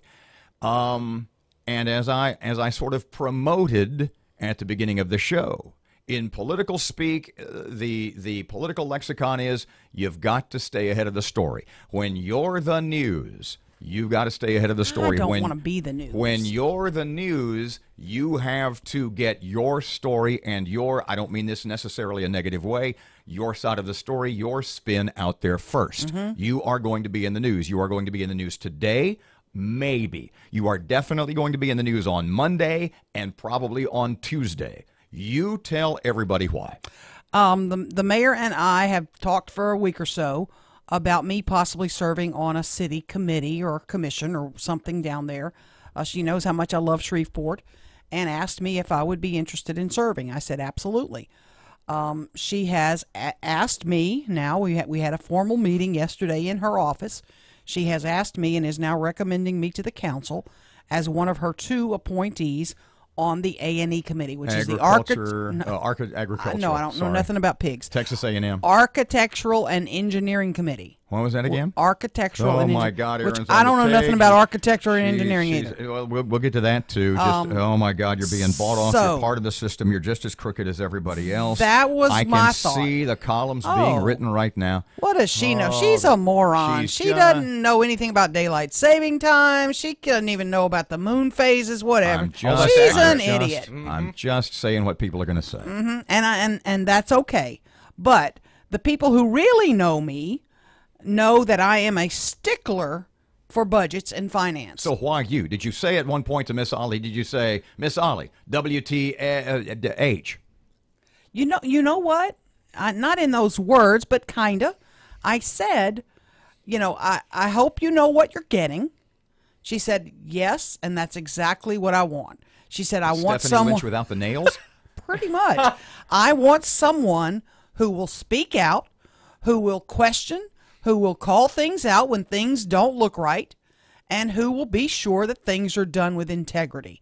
And I said, well, I am absolutely promising you that as long as I sit on this board, there will be no shenanigans that are not uncovered. If there are any shenanigans, I will wave the flag, marching from here to City Hall if I have to. She does understand that to a great degree, that all of the things that happen in these meetings that are they're going to end up on the radio. She does get that. Yeah, and she understands that. And these meetings are completely public. They're open to the public. It's a matter of public record if you want. If you want to come down and watch me in these meetings. But I'm the kind of person that will question every penny that is spent and why we're doing this, why we're doing it that way. Sometimes I'm annoying, and sometimes I make meetings go long. I will grant you that. Oh, trust me, she does. So God bless you if you're serving on this with me, because I don't want anything uncovered. So what's pardon me, we're pressed for time a little bit. Here's where we go. What's the next step? I go before the city council Monday during their work session for confirmation. I'm expected to be questioned by several of the council members about now the mayor why. Has 2 appointees. She has 2. Don't know the other one yet. She's still working on that.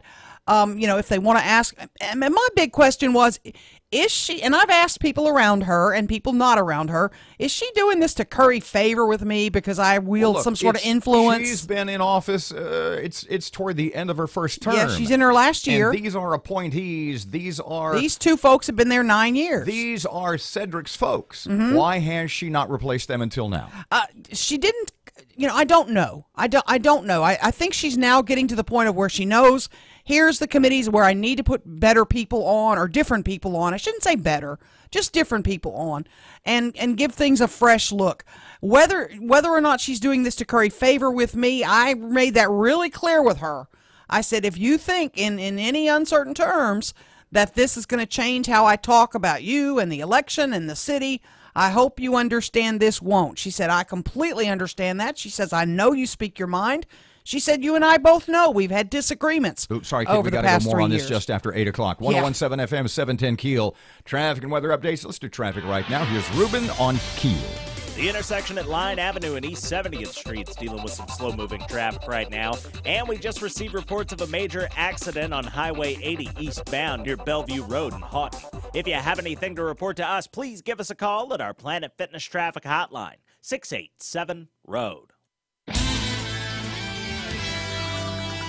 Your AccuWeather.com forecast. A good deal of sunshine for today with a high near 60. We'll have a partly cloudy sky this evening, then increasing clouds overnight, a low down to 39, and a couple of showers by tomorrow afternoon, high 64.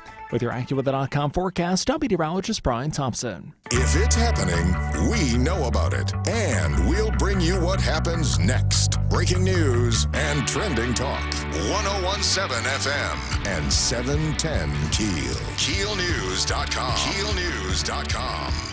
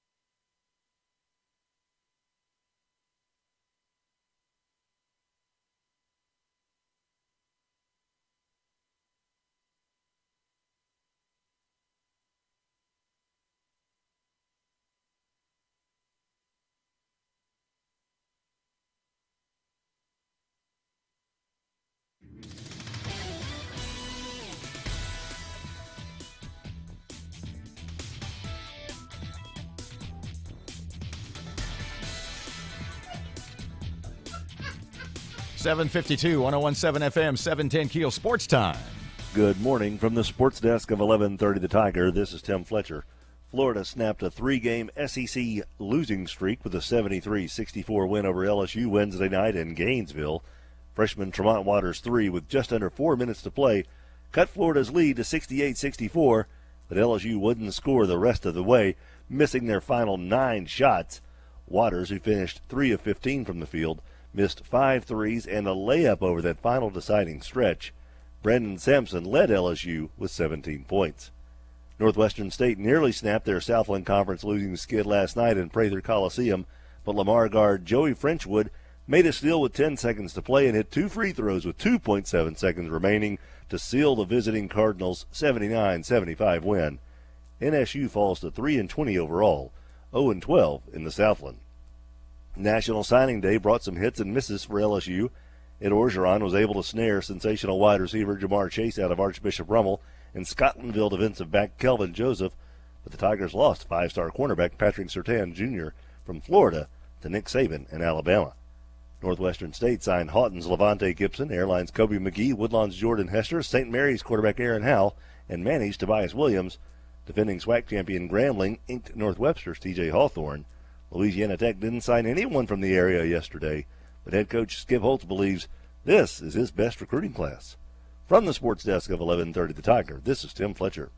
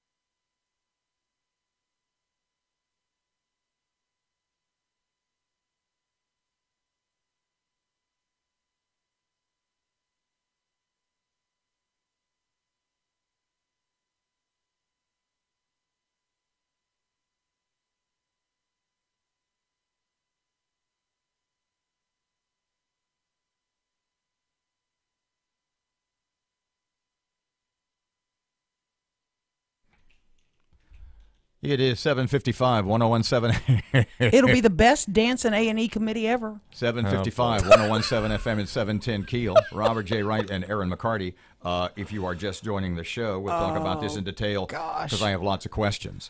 I want you to be Stephanie Lynch or William Bradford and question me. We'll do that after. Okay. The question everybody's going to want to know is what do you know about architecture or engineering? Mm-hmm. And see, here's the deal, and we've got about 30 seconds, maybe 45. Mayor Tyler has asked Erin to serve as the mayor has 2 appointees to the city's Architecture and Engineering Committee. And it's been under fire for quite some time. In 20 seconds, can you tell me what they do? They approve professional services contracts with engineers and architectural firms. And so my question would be, what kind of background do you have in architecture or engineering that would qualify you to get anywhere near this committee? No background, but I have a lot of financial background. And that's really what it boils down to. Do you looking at their qualifications, what have they done in the past, uncovering whether or not they're qualified to do the job. So this committee really doesn't have anything to do with the nuts and bolts of either architecture or No, engineering. I don't need to know how to build a bridge. It's basically overseeing city contracts and the distribution thereof. It's not, you make recommendations to the mayor. She makes the final call. You're just recommending. Got to go more on this after 7 o'clock. It is 7:56. Here's Sean Hannity on KEEL. Turn up your radio. Here's the Sean Hannity Morning Minute. Yesterday, more text messages between FBI lovebirds Peter Strzok and Lisa Page were released, and it reveals a shocking connection between the FBI's investigation of Hillary Clinton's emails and President Barack Obama. In one exchange, Strzok and Page, September 2nd, 2016, while the two are discussing preparing talking points on the Clinton investigation for James Comey to give to the president because the POTUS wants to know everything we are doing. Now, flashback to April 2016, when asked about the Clinton investigation, Obama said, "I do not talk to FBI agents about pending investigations."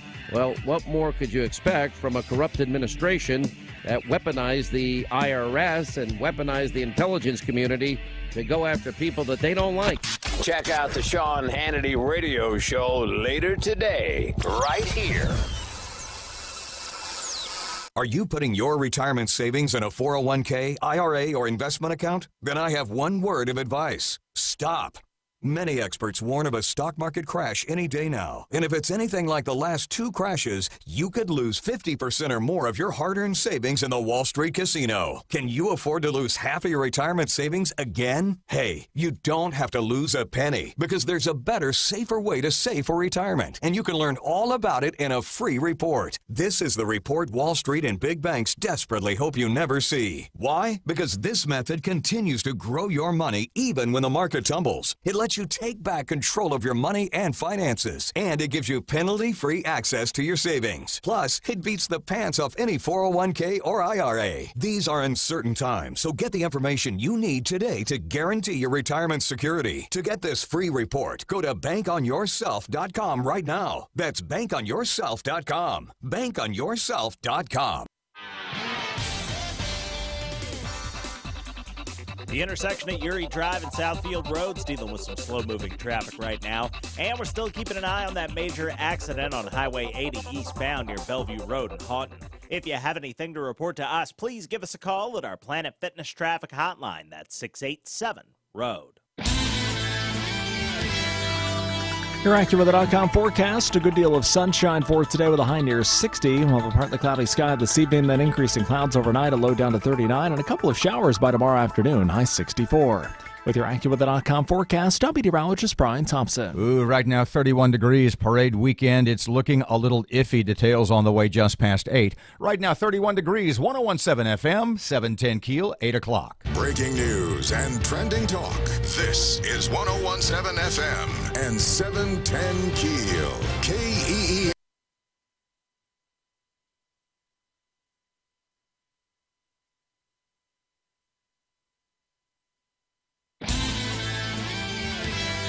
Your AccuWeather.com forecast, a good deal of sunshine for today with a high near 60. We'll have a partly cloudy sky this evening, then increasing clouds overnight, a low down to 39, and a couple of showers by tomorrow afternoon, high 64.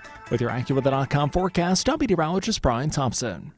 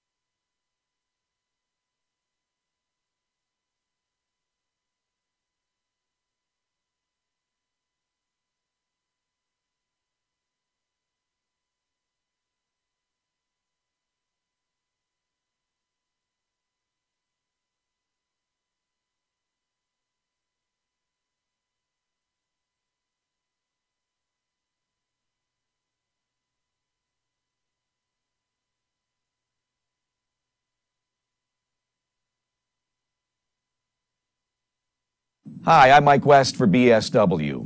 Podcasting. What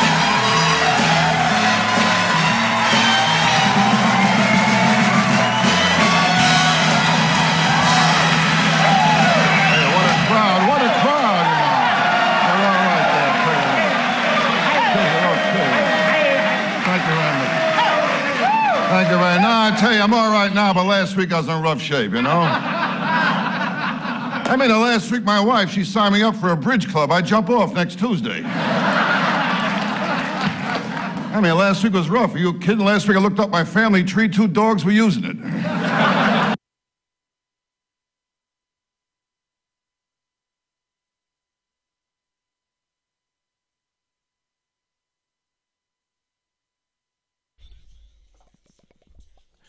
Three past 8, Robert and Erin, 1017 FM, 710 KEEL. KEEL app's a free download, office furniture source. Thank you. Erin, local news getting ready now. A police officer dead, a suspect locked up in Texas. We'll have more on that. Bossier Schools facing a lawsuit, and opioid abuse in our community. How bad is it? Politicians will tell you, when you're the story, you got to stay ahead of the story, i.e., you got to get your story out there first. You are going to be in the news over the next few days, whether you want that or not. Oh, whatever. We will tell you why, and we will discuss what it's all about. Whatever. No, not whatever. I don't think it's going to be a story. Just wait and see. Okay. Plus traffic and weather. Just hold on. We will explain. Not trying to be secretive or anything. To the contrary. Traffic and weather, Fletcher and sports this hour, all coming up on KEEL.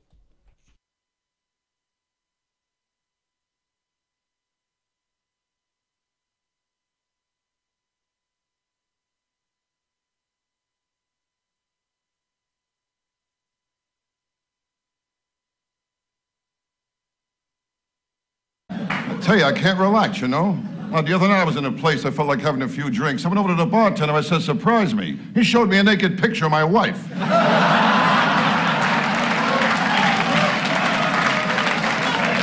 you're kidding. My wife is always something. Her father just died. She had his body frozen. Every time I take a snack, he falls out of the refrigerator.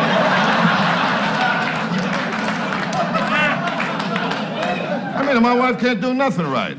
Well, last week she cracked up the car. She went into a tree. She said it wasn't her fault. She blew the horn. Well, what a driver she is. Over the dashboard, there's a pair of shoes hanging. They belong to the last guy she hit. Are you kidding? Oh, one night she went out, some guy stole the car. I said to her, just see what he looked like. She told me she got the license plate number.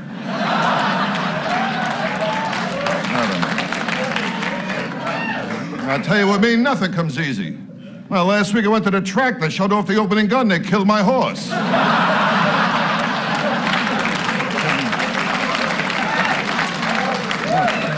Now, last week I got stuck, too. I bought a new book, 100 Ways to Make Love. I ended up in Traction. It was a misprint.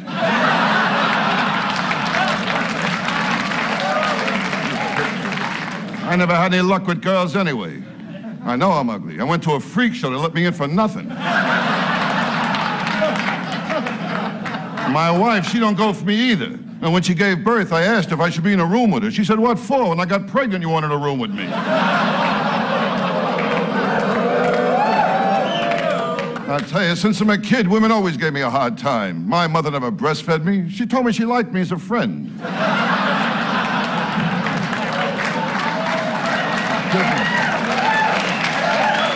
mean, are you kidding? Oh, my mother had morning sickness after I was born. I tell you, when I was a kid, I got no respect at all. You kidding? No respect from anybody. You kidding? The time I was lost on the beach and a cop had me look for my parents. I said to the cop, you think we'll find them? He said, I don't know, kid, there's so many places they could hide. My old man, he didn't help either. The time I was kidnapped, they sent back a piece of my finger. He said he wanted more proof. Hey, when I was a kid, I went through plenty. Well, my uncle's dying wish, he wanted me on his lap. He was in the electric chair. Well, it's the same thing today, no respect. Well, last week I was going to jump out my window. They called a priest to talk to me. He said, on your mark.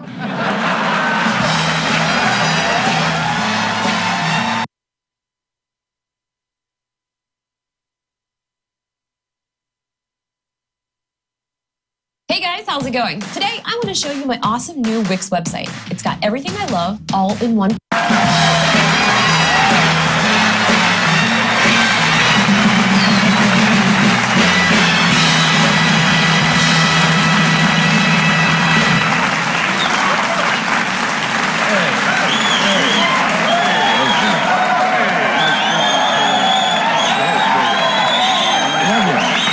How about that?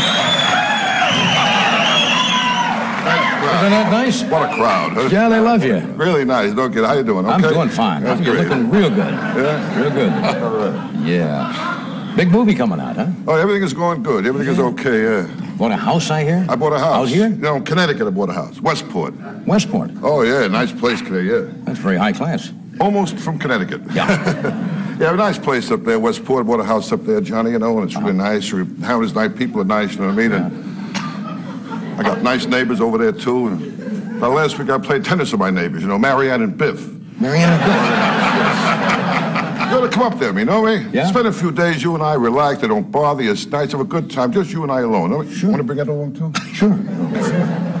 No, but I've been working hard, Johnny, and I'm trying to relax, you know. I go to Las Vegas next week. The resort's here for that. I got an album coming out, a movie coming out. I'm working very hard. Yeah. Well, you know, my father, he was a workaholic. Really? Oh, yeah. You mentioned work, he got drunk. I didn't know that. Well, I finally solved my drinking problem. I joined Alcoholics Anonymous, you know. Yeah, I still drink. I use a different name, that's all. Good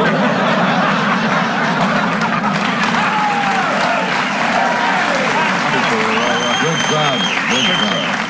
Now, I'll tell you, my problem is I drink too much, way too much. Yeah. I got my doctor a urine specimen. There was an olive in it.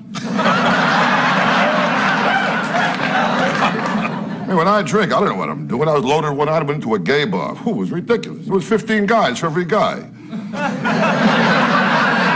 was on full. Yeah, This it's on on full. full, It's yeah. on full. Okay, yeah. I'm never lucky in bars. I saw a sign over one bar. It said topless, bottomless. I went inside. There was no one there. Life ain't easy. I mean, nothing works. So I decided to look out for number one, and I stepped to number two. The smartest way to hire. To try ZipRecruiter for free, just go to ZipRecruiter.com/talk. That's ZipRecruiter.com/talk. 10 past 8 o'clock, time for traffic. Thursday morning stuff. Here's Ruben on Keel. Starting to see some heavy backed up traffic on I-20 westbound. Starting at Spring and Market, it's backed up to Airline Drive right now. And we're still keeping an eye on a minor accident on Highway 80 westbound near Bellevue Road in Houghton. If you have anything to report to us, please give us a call at our Planet Fitness traffic hotline. That's 687-ROAD. Your AccuWeather.com forecast. A good deal of sunshine for today with a high near 60. We'll have a partly cloudy sky this evening, then increasing clouds overnight, a low down to 39, and a couple of showers by tomorrow afternoon, high 64. With your AccuWeather.com forecast, I'm meteorologist Brian Thompson.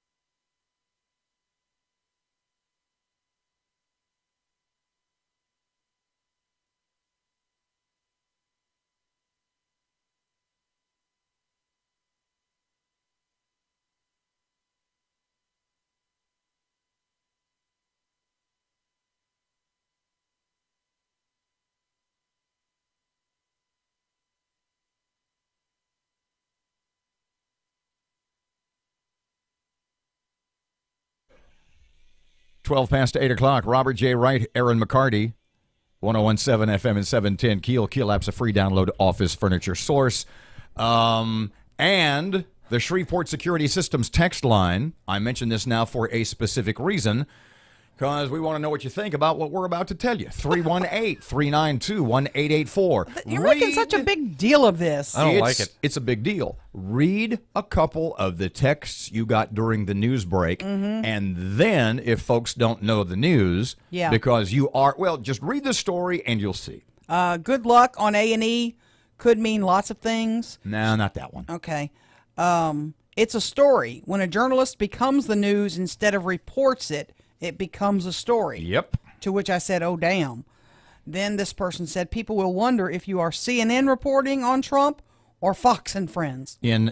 Speaking in... Then said, I think you will be Walter Cronkite, which is a very in great symbolic compliment. term, well, except he was radically left. Okay, Whatever. so if folks don't know, tell them what's up. Well, the mayor has asked me to serve on the A&E committee, which is the Architectural and Engineering Committee for the city of Shreveport. She has 2 mayoral appointees. The rest of the folks on this committee are with the city, like the public works director. Pardon me. I don't. What do you know about architecture or engineering? Don't. So does that make you unqualified? Is this just, why on earth would Mayor Tyler ask you to do this? We talked about that. Me and the mayor and I talked about that yesterday, and I said, I don't know anything about architectural and engineering. You're going to probably take hits about that. People are going to, criticize you about that. She said, I don't need an architect or engineer type person on this committee because they'll have connections that may sway their judgment. I need somebody who is fair, honest, has integrity, and who can read the proposals and understand what the companies are pitching. And she said, and there's no doubt that you have integrity, and if you see something that's not above board, you will call it out and question it.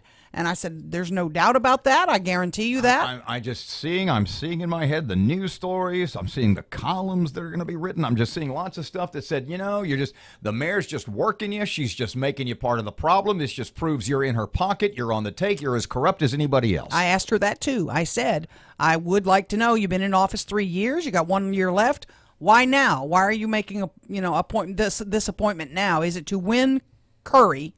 My favor. Yeah, in an favorable election coverage. year. In an election year. I said, I hope you know that won't happen.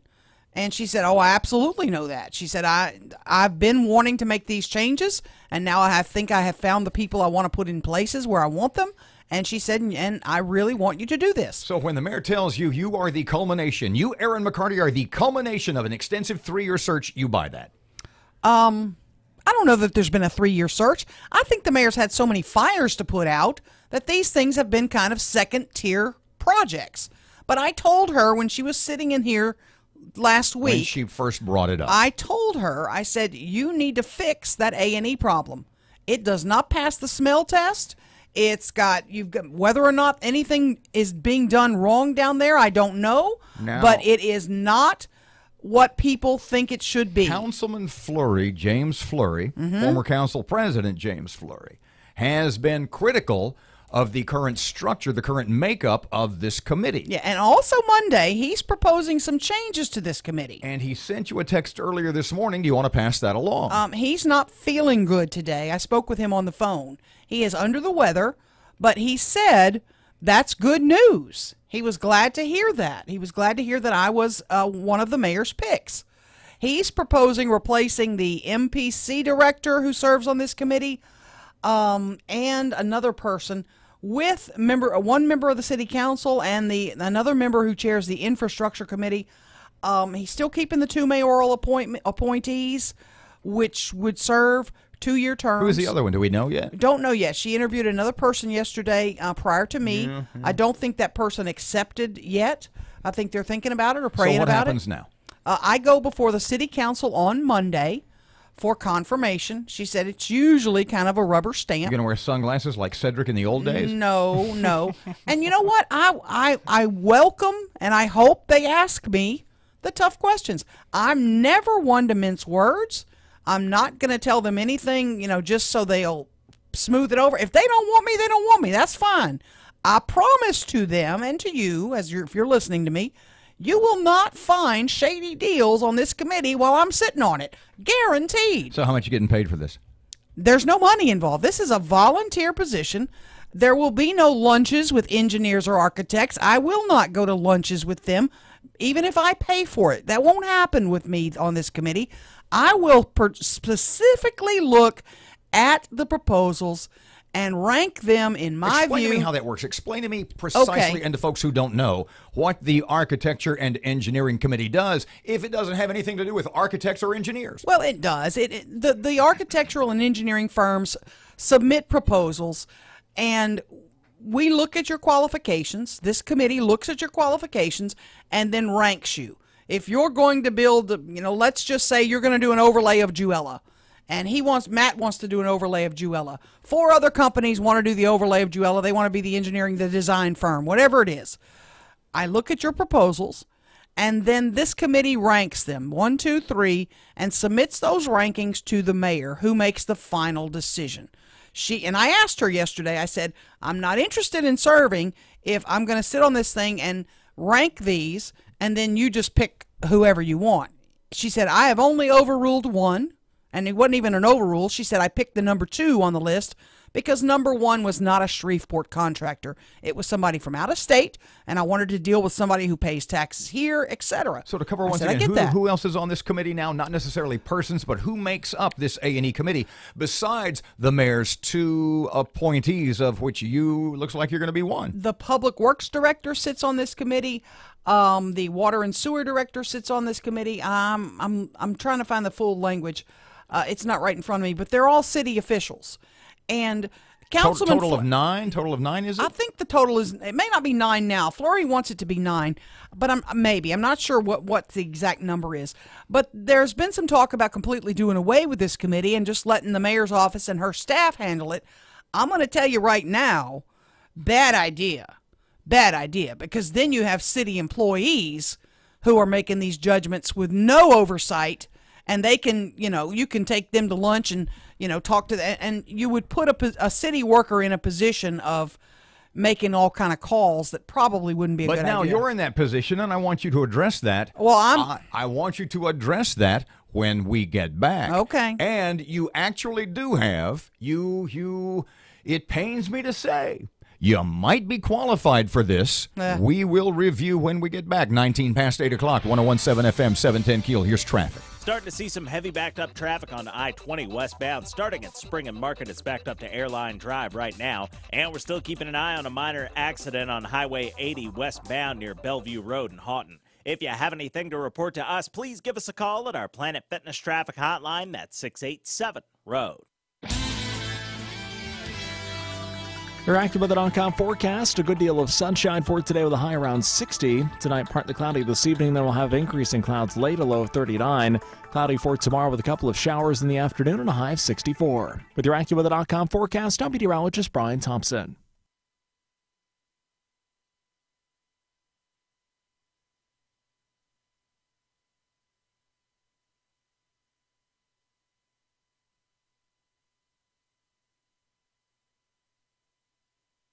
Barksdale. But you're also talking about the need to rebuild I-20 because it's 45, 50, something. They're now saying it's looking like. Jeopardy for me means, is there a funding stream available to build? But the question is, how do you manage the priorities? And right now, my bigger concern is, how do we manage our overlay program? How do we manage our bridge preservation? I've closed 4 bridges this year. Mm-hmm. This year alone, 4 bridges have closed in the state of Louisiana. We had a bad report on I-20 bridges just last week, I think Matt was telling. But the question is, how do you manage the priorities? And right now, my bigger concern is, how do we manage our overlay program? How do we manage our bridge?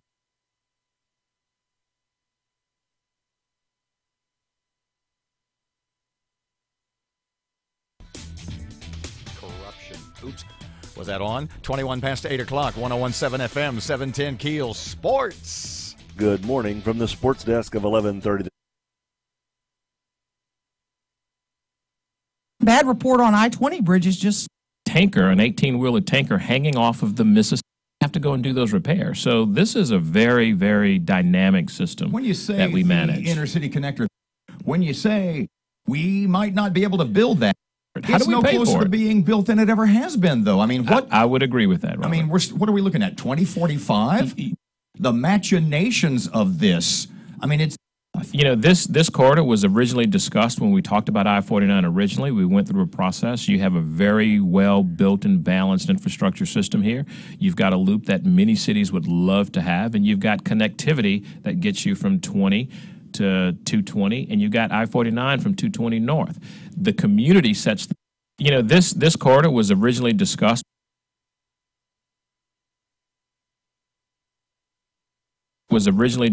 when we talked about I-49 originally. We went through a process. You have a very well-built and balanced infrastructure. You know, this corridor was originally discussed when we talked about I-49. You know,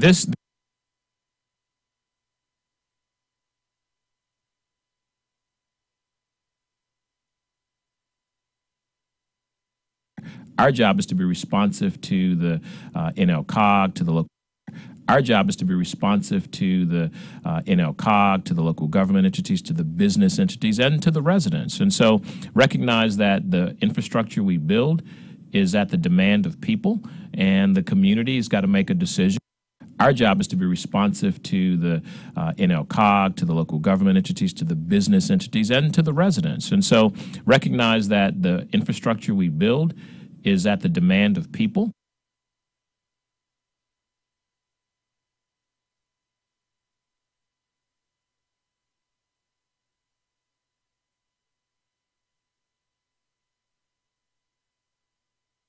End, and it was never funded. And so we've spent a lot of time in this administration talked about sustaining the military presence here at Barksdale. First road you got to get to. For those people that get there who are coming from the interstate, guess what? Or I-49 to I-20 and get off and go right. That's going to relieve of the interstate where you have lots of room for development. Salt water afterwards to get to the place, the only place in Louisiana they could do it. Both bridges they have.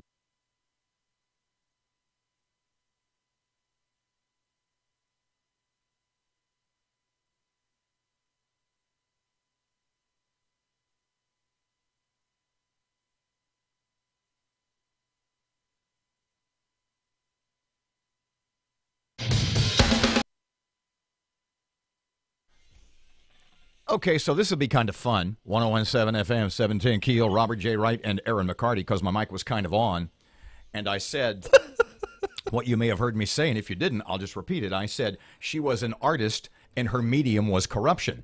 Now, I will never mention or never repeat who it was I was talking about. No, you weren't talking about me, though. Y'all can just guess. It wasn't me. Okay, so somebody in this room named Erin McCarty has been nominated, is that a fair word? Yep. By the mayor of Shreveport, Ollie Tyler, to serve on the city's Architecture and Engineering Committee. Still need to be confirmed by the city council. Which does, in about 20 seconds, explain to everybody once again what that does. They review professional services contracts from architectural firms and engineering firms who are trying to get contracts with the city for different projects, from road projects to building projects, well, you know, so whatever what kind may of be going on. research does somebody on this committee do when you are weighing, when there are 2 or 3 or 5 people who are bidding on a city project and the price, what the city pays, is already set by legislation, by law? Yeah, these professional fees are kind of set in stone, so it's not a matter of bidding, like you bid 20 and he bids 10, so I give the bid to him. Professional service fees are kind of set already based on what the city pays. So this is looking at the proposals, reading the proposals, a lot of readings involved, just FYI. Reading the proposals, making sure you're qualified to do a road project like this. He's qualified to do a road You're project. kind of reviewing resumes and hiring somebody. You're recommending someone. You're not making the final choice. This committee picks 3 finalists for the jobs and submits those names to the mayor, who makes the final call. And the mayor told me yesterday, I haven't reviewed this, but the mayor told me she's only overruled one of these recommendations in her term, and it was because the top person on the list was an out-of-state contractor, and she wanted the money to go to local. You've covered this a couple of times, but for anybody that hasn't heard, because whether you think so or not, I can't imagine that there is going to be some criticism of this from a number of quarters. At some point in your discussions with the mayor, talking about this, did you just look at Miss Ollie and say, Ollie, WTH? I did. Why me? What kind of came up. What can I do to help? What were you looking at me for on this? And she said, someone with integrity who will question things. She said, I want somebody that is there that I know I don't have to worry about it. She said, I know that there'll be questions asked and hard questions will be asked and things will be done fairly and with integrity. And I said, I guarantee you that. And if there ever comes a time when things are done a little bit on the shady side, I will shine a spotlight on it. Well, I said, you'll get an email from me. You do have a radio station. Yeah, there'll be a complete spotlight on it. Now, I do have concerns because, I don't know the history of this committee fully. I know there have been some shady deals alleged in the past. I know that goes way back. But I want you to know real clearly, if you're listening to me, and you too, Robert, I was in this community when this committee was formed. Hazel Beard formed this committee, and the whole purpose was to bring more fairness and openness to this process so that it wasn't just the mayor who decided who gets these contracts. Oh, my buddy Joe's going to do this one. My buddy Matt's going to do the next one. It brought some openness to this whole selection process. That was her intent, Mayor Beard's intent at the time. And that's where I wanted to get back to. If it's not right now, I don't know the operations right now. There is some concern that previous years there had been some shady deals. And right now it doesn't pass the smell test, and the mayor wants to make sure that things are done with integrity and above board. And we just got a message on here, and this is a little bit that I'll explain. It says, be careful, when you lie with dogs, you get fleas. I'm going to be wearing 2 flea collars when I go to these meetings. I know where there will be no fleas getting on me, I promise you. 1017 FM, 710 KEEL. Traffic update right now. You have no idea the self-control I am exercising. 1017 FM, 710 KEEL. Here's Ruben. Dealing right now with some slow-moving traffic on Texas Street in downtown Shreveport, and we're still keeping a close eye on that major accident on West 70th Street near Wingate Boulevard. If you have anything to report to us, please give us a call at our Planet Fitness traffic hotline. That's 687-ROAD. Your AccuWeather.com forecast, a good deal of sunshine for today with a high around 60. Tonight, partly cloudy this evening, then we'll have increasing clouds late, a low of 39. Cloudy for tomorrow with a couple of showers in the afternoon and a high of 64. With your AccuWeather.com forecast, I'm meteorologist Brian Thompson.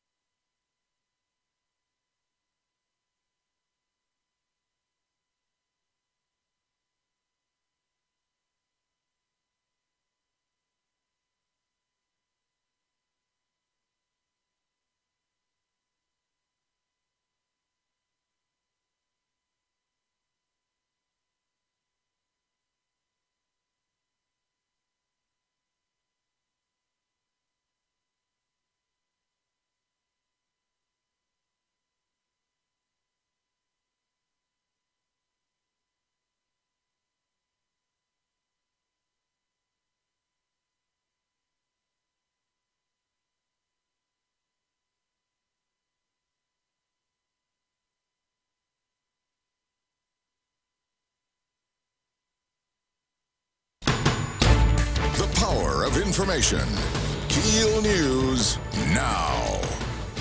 Bossier Schools getting sued. Matt Parker with that. The Americans United for Separation of Church and State have filed suit against Bossier Parish Schools on behalf of 4 Bossier parents. The suit claims the school district has been promoting Christianity in classrooms and at school-sponsored events. The group says that they sent a cease and desist letter to the parish in June, but the district did not comply with the request to stop imposing religion on students. From 1017 FM and 710 KEEL, I'm Matt Parker. A police officer dead. A suspect is locked up in Texas. Police say the suspect shot a Richardson officer who was responding to a disturbance call. An unidentified civilian was also killed. One of the biggest epidemics in the nation is opioid abuse. The numbers show that over 10,000 people in the Shreveport-Bossier area suffer from opioid addiction. Several homes on Kentucky Avenue had to be evacuated due to a gas leak. According to CenterPoint Energy, the leak was caused by a private contractor. A body found in an alleyway. Police investigating the discovery of a man's body in the alley behind the Sunlight Baptist Church on Arlington in Shreveport. At this time, the death appears to be of natural causes. The move of Diamond Jacks to South Louisiana. Lots of folks are talking about it. We asked Senator Ryan Gaddy what would happen with the local property if the casino did move. I think it's going to be a Wyndham type, a Holiday Inn, a Sheraton, because we do need more hotel rooms in our area. And we don't want that to be blighted property on the river. But he did say it's a long way from that. There would have to be a vote in Tangipahoa Parish first and legislative action as well. Bossier Parish. The State Department of Transportation and $130 million opposing every project. I've never been to the federal government, but to Louisiana's Department of Transportation, I get 16 cents per gallon. That's only worth about $7. And let me tell you, listeners, this. When we debated the gas tax bill, it was $1.83 a gallon. Prioritize that. Every time we have you on and we get a day, when all of the fracking industry has to deposit their... I mean, we can look at each other and go, lawmakers are going to vote for that first. One is $125 million, one is $1 billion asphalt out there to fill some of the potholes. Here's the reality. Overlay it? Here's the overlay. The issue is $25 million to close for a year to still be congested and over capacity does not necessarily bid well in terms of a business decision that the citizens have asked us to do. $25 million to close for a year.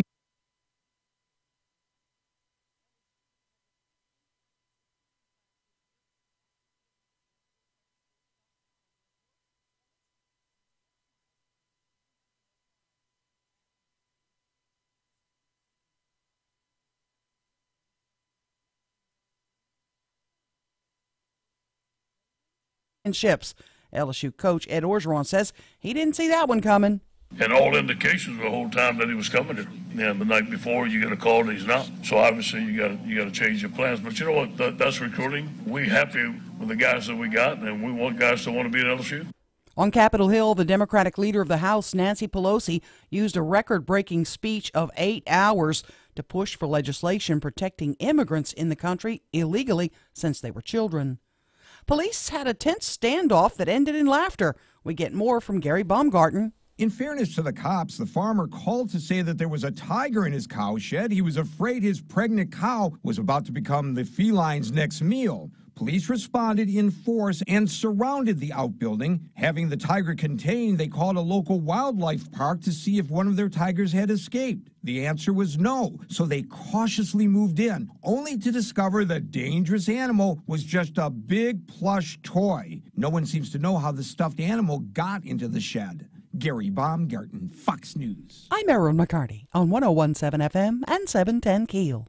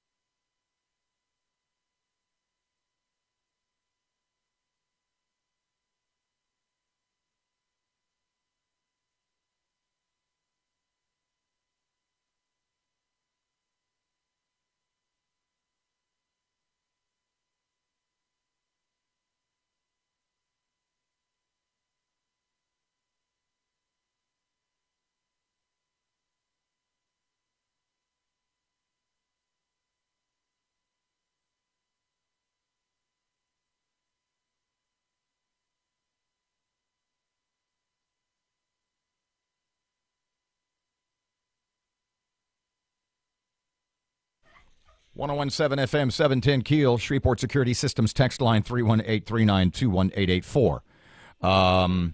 We had Dr. Sean Wilson, DOTD Secretary, on a bit earlier this morning.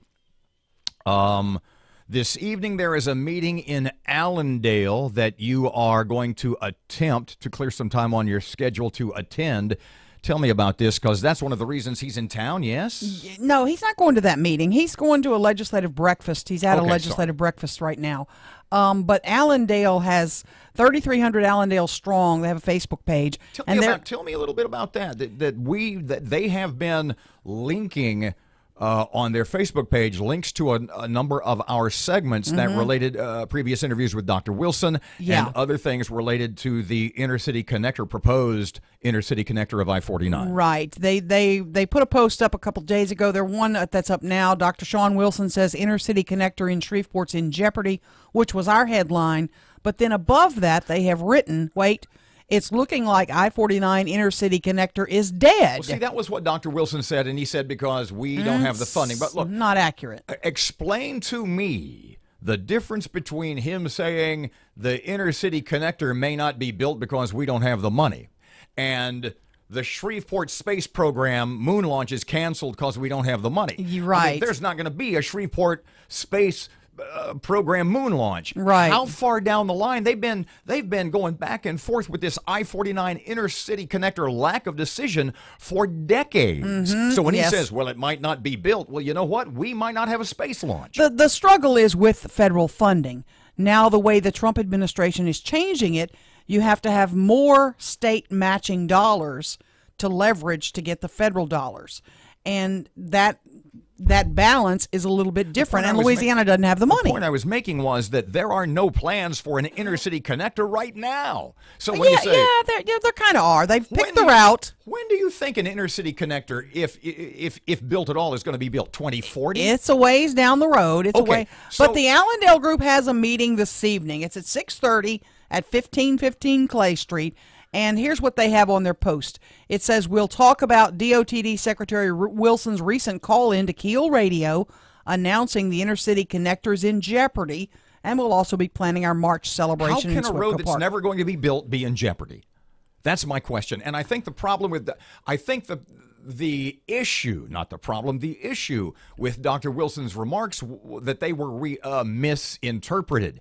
He was saying, look, there's going to be a lot of stuff that's off the table because of potential budget cuts, etc. This just happens to be one of them. Right. Not as though they were getting ready to break ground on some intercity connector that you and I both know is so far over the horizon. If it were on a globe, it would be in Guam. But to be honest, if you talk to the federal people, and they don't talk much about it, finishing I-49 is a priority. In our area and in the Lafayette area, it's been a priority. So, and it's a federal priority. So Can you the look at me on thing the is, you camera still right need now? some matching state dollars. It's and if for those who say just use 220 to connect around, I don't think they understand that costs even more, because then that freeway system has to be built up to the federal standards. We don't have time to get into the back and forth, both sides of the intercity connector as opposed to the 220 loop, etc. Right. The point I'm making is, though, when Dr. Wilson says, well, it might not be built, it's not like they were on the verge of breaking ground. No, they're not. 839, 1017 FM, 710 Keel traffic time. Ruben is ready on Keel. Keeping an eye right now on some slow-moving traffic on Gilbert Drive near Fern Avenue. And we're still keeping an eye on a major accident on West 70th Street near Wingate Boulevard. If you have anything to report to us, please give us a call at our Planet Fitness traffic hotline. That's 687-ROAD. Your AccuWeather.com forecast, a good deal of sunshine for today with a high around 60. Tonight, partly cloudy this evening, then we'll have increasing clouds late, a low of 39. Cloudy for tomorrow with a couple of showers in the afternoon and a high of 64. With your AccuWeather.com forecast, I'm meteorologist Brian Thompson.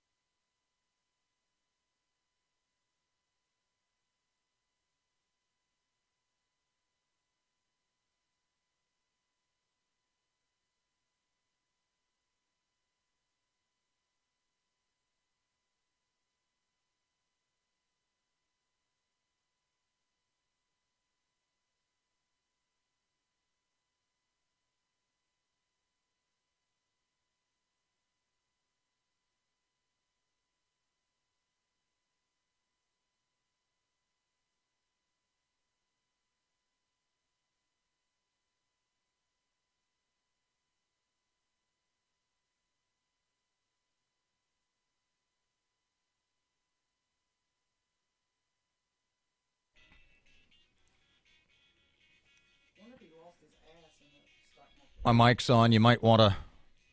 No, mine is. Well, I know yours is. You couldn't hear me. I could hear you. No, you couldn't hear me. 1017. You're a public. What'd I say? You're a public official now. No, I'm not.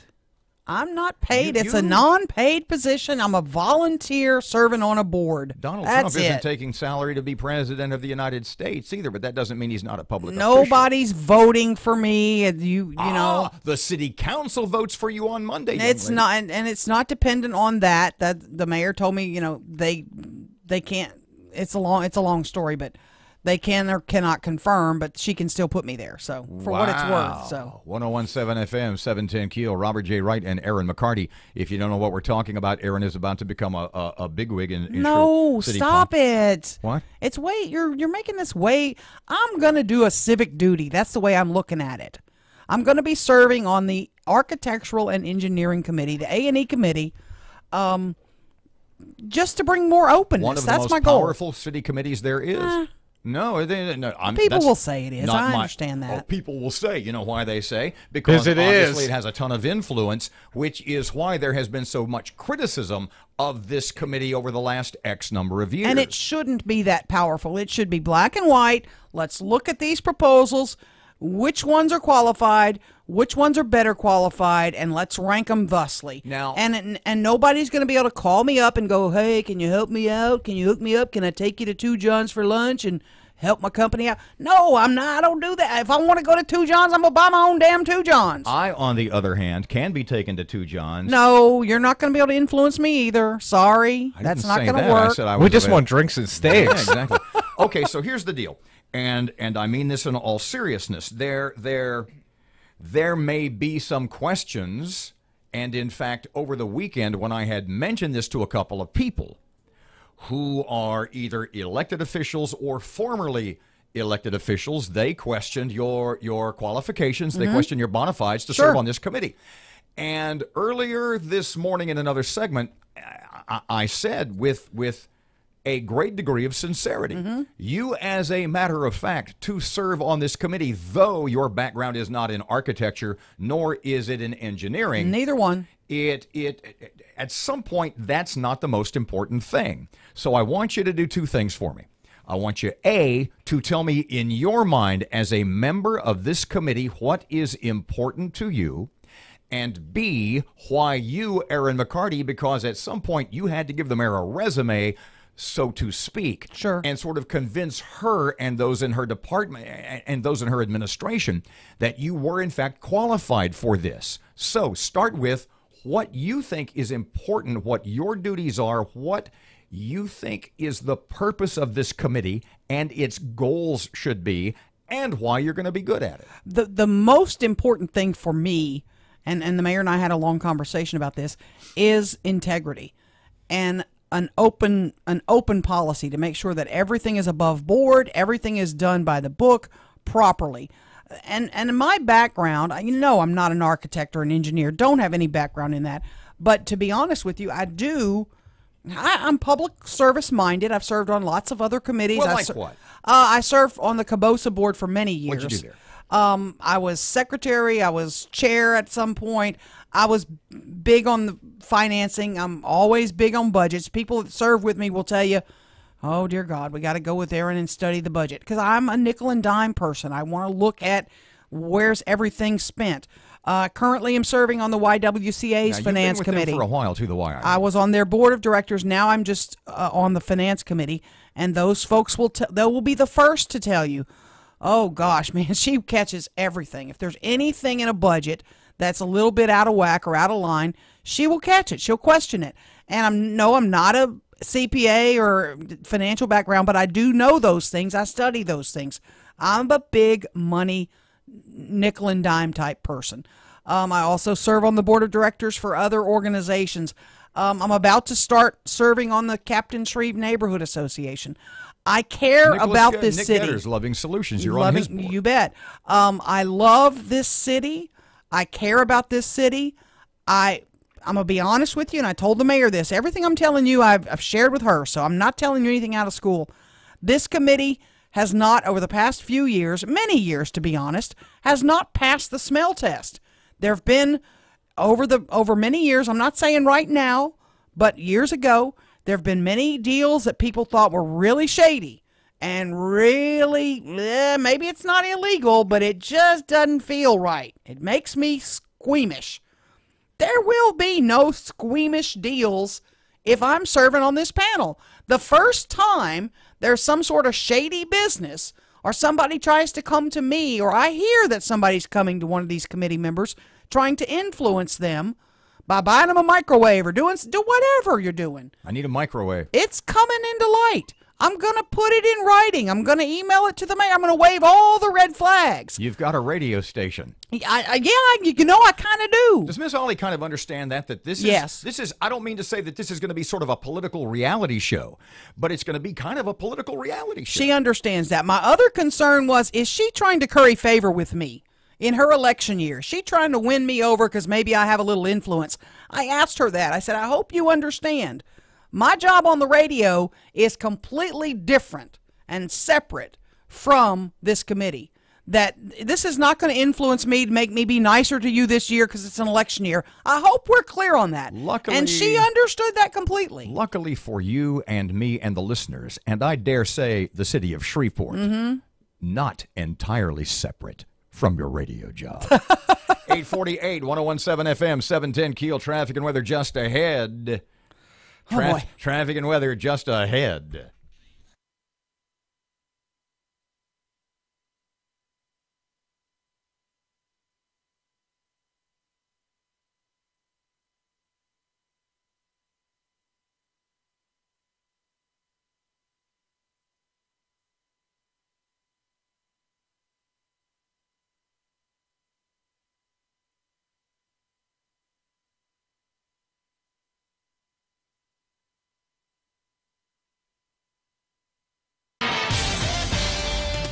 Just received reports of a major accident on West 70th Street near Wingate Boulevard, and we're dealing with some traffic delays on Shed Road near Airline Drive in Bossier City. If you have anything to report to us, please give us a call at our Planet Fitness traffic hotline. That's 687-ROAD. Your AccuWeather.com forecast. A good deal of sunshine for today with a high near 60. We'll have a partly cloudy sky this evening, then increasing clouds overnight, a low down to 39, and a couple of showers by tomorrow afternoon, high 64. With your AccuWeather.com forecast, I'm meteorologist Brian Thompson.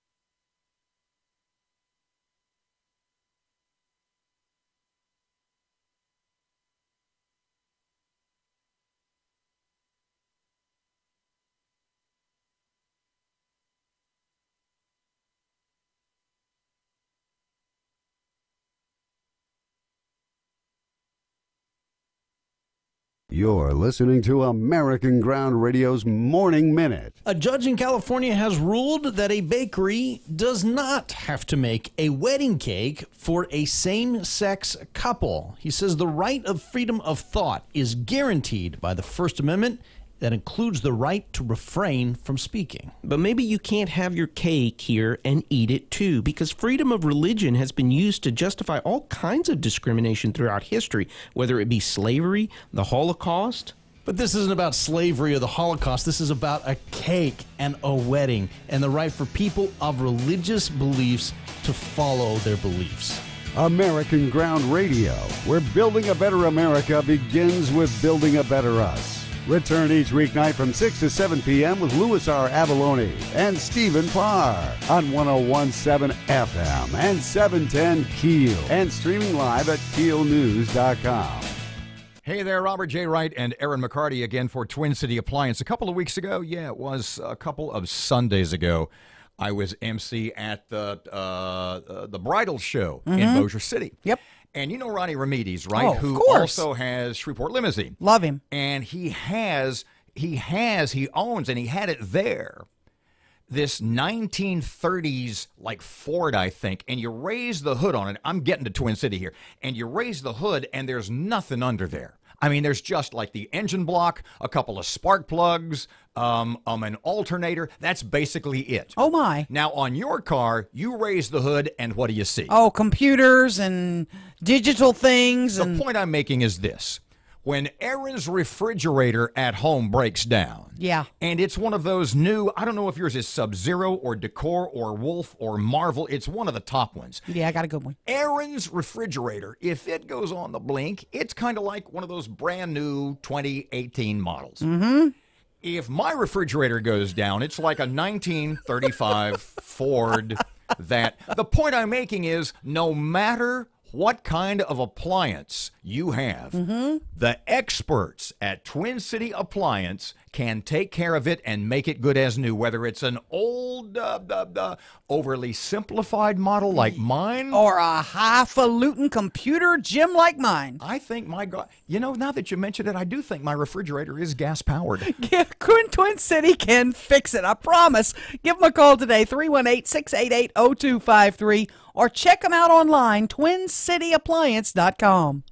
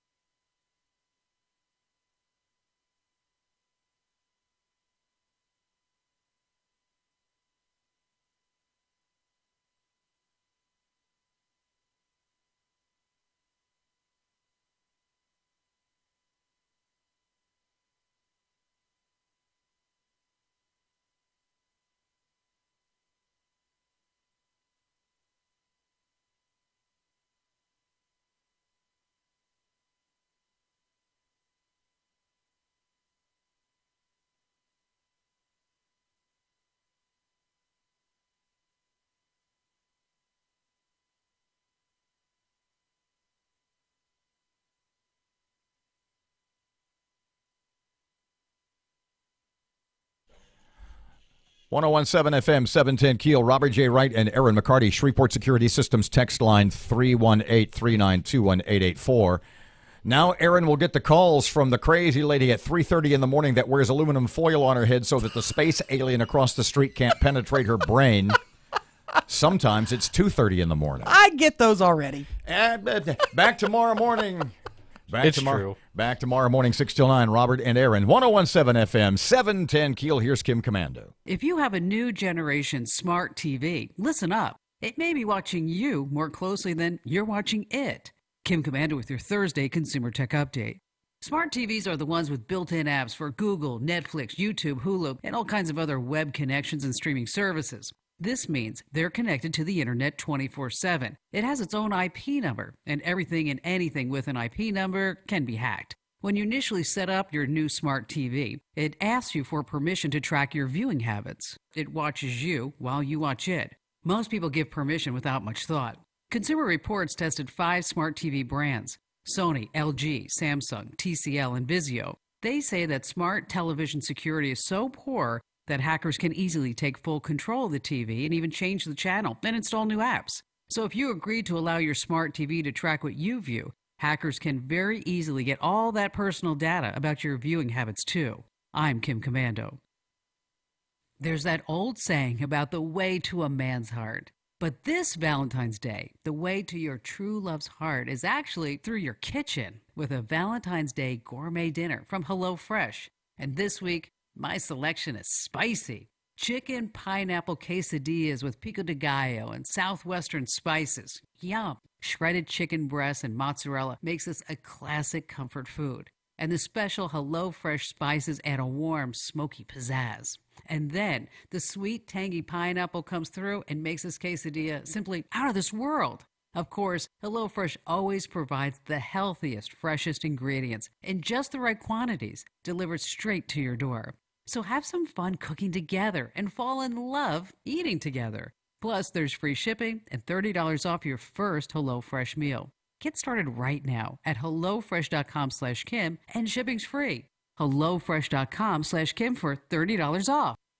1017 FM and 710 KEEL, the place to get in-depth coverage of the stories that matter. This is Shreveport City Councilman Jeff Everson, and I love listening to Robert and Erin in the morning. They keep our community knowing about the important decisions that are being made, and they're a lot of fun to listen to. We are KEEL, 1017 FM and 710 KEEL.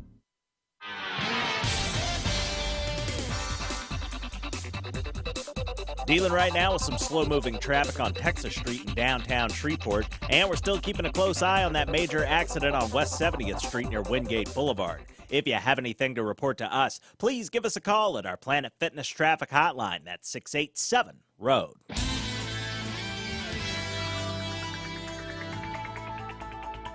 Your AccuWeather.com forecast, a good deal of sunshine for today with a high near 60. We'll have a partly cloudy sky this evening, then increasing clouds overnight, a low down to 39, and a couple of showers by tomorrow afternoon, high 64.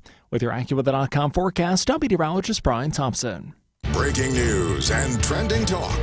This is 1017 FM and 710 KEEL. KEEL, Shreveport.